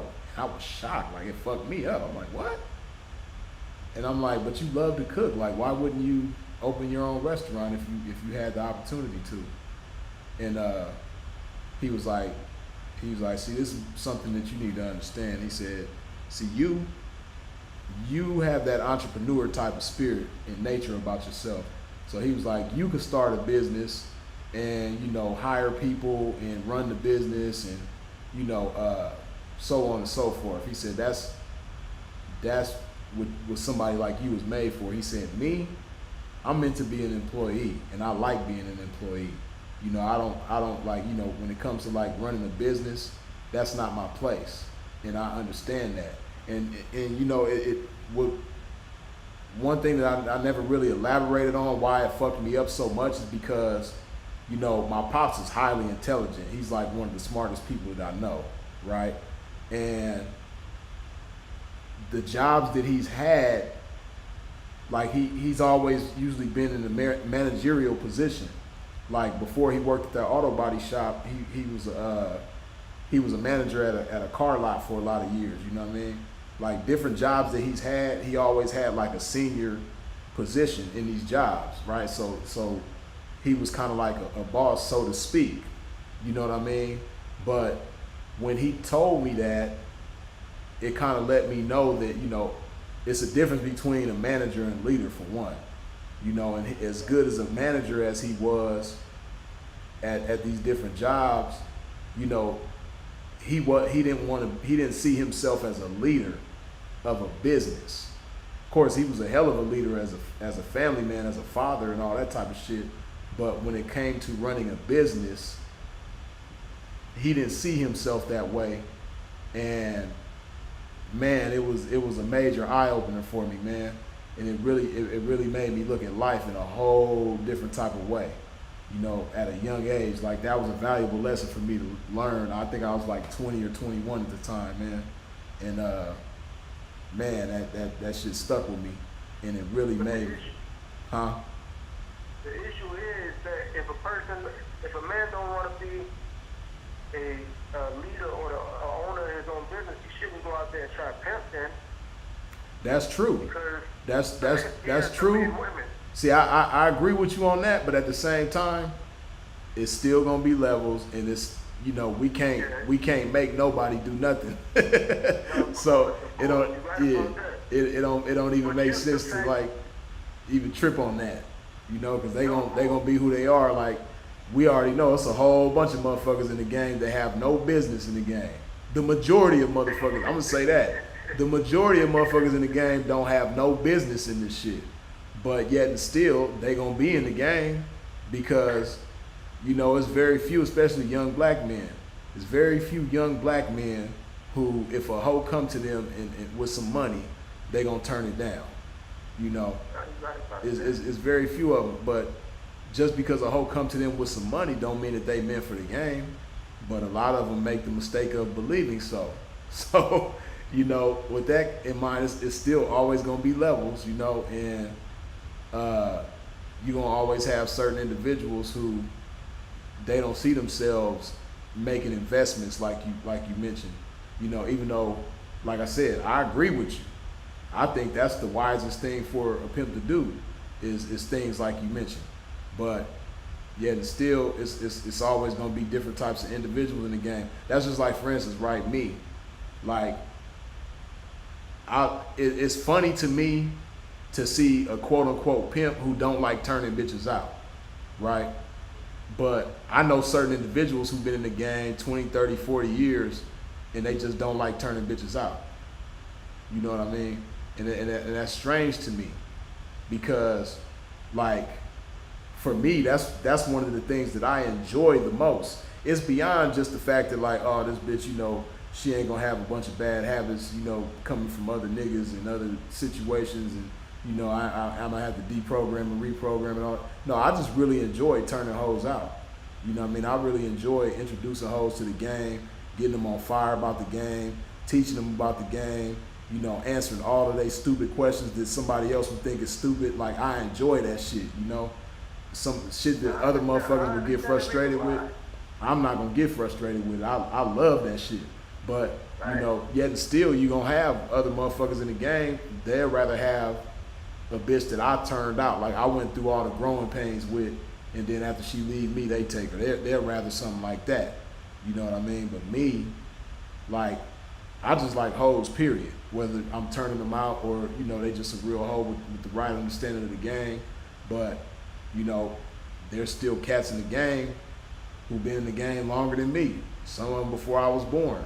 But they just don't turn hoes out. And to me, that is strange. But nonetheless, they in the game and they gonna be in the game. So, yeah, it's levels, man.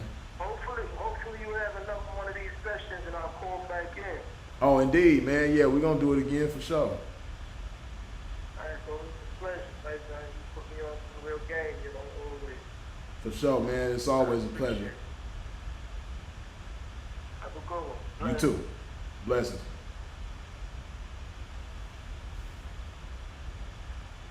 Yeah, that was an interesting conversation there. You did. But Pimp gonna go ahead and wrap this thing on up. But before I do,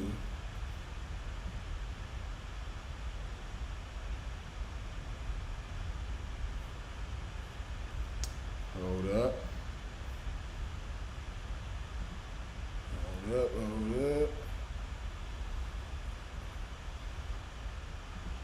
Where'd you go? Phil Mo, I appreciate you with the $5 holla. Can I submit a song for you to play live and give me your thoughts? I wish I'd have caught this this earlier, man, because unfortunately my phone is getting ready to die. So if you were to call in with a song to play, most likely the phone gonna die before we get through the song, and I don't want you to have to go through that. But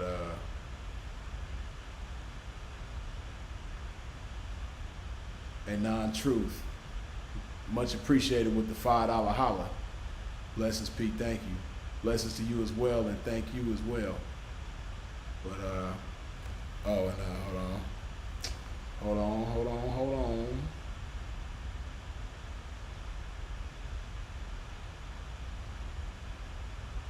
Jerome Smith, good looking with the $10 holla on Cash App. Top of it, P. Blessings. Top of it to you too, and blessings to you as well, Jerome Smith. Oh, my bad, Speedy Cash 1. Breaking news, 415 News. Good looking with the $5 holla. Blessings to the game. Blessings to you as well, Breaking News. All the way live from that 415, you dig? But yeah, I'm gonna go ahead and wrap this thing on up, man. Y'all already know it's always a pleasure chopping it and popping it with y'all. I appreciate everybody for tuning in. If you haven't wiped your feet off at the door when you stepped into a Pimp's domain, please do so now. What I mean by that is, if you're not familiar, hit that thumbs up, hit that like button one time before we get up out of here. I appreciate y'all for tuning in. I appreciate you for hitting that thumbs up, the 207 of y'all who did. I even appreciate the one motherfucker who hit the thumbs down, which I know your ass is probably still up in here after 2 hours, and you probably hit that motherfucker way at the beginning with your hating ass. But I still fucks with you though, because you stay tuned in. But I appreciate everybody for their comments, the phone calls, the good feedback. I appreciate all of y'all who subscribed, all 21 of y'all who subscribed during this live and hit the bell when you subscribe. I appreciate all the shares, the super chats, the cash apps, everything, man. I appreciate y'all for your support in every which way that you come with it. And y'all already know, man, we're going to do this again much sooner than later. Freeze is it. Y'all be easy. I'm going to take y'all out like this, man, in pimp fashion. Go ahead and put some of this love in your body, you dig?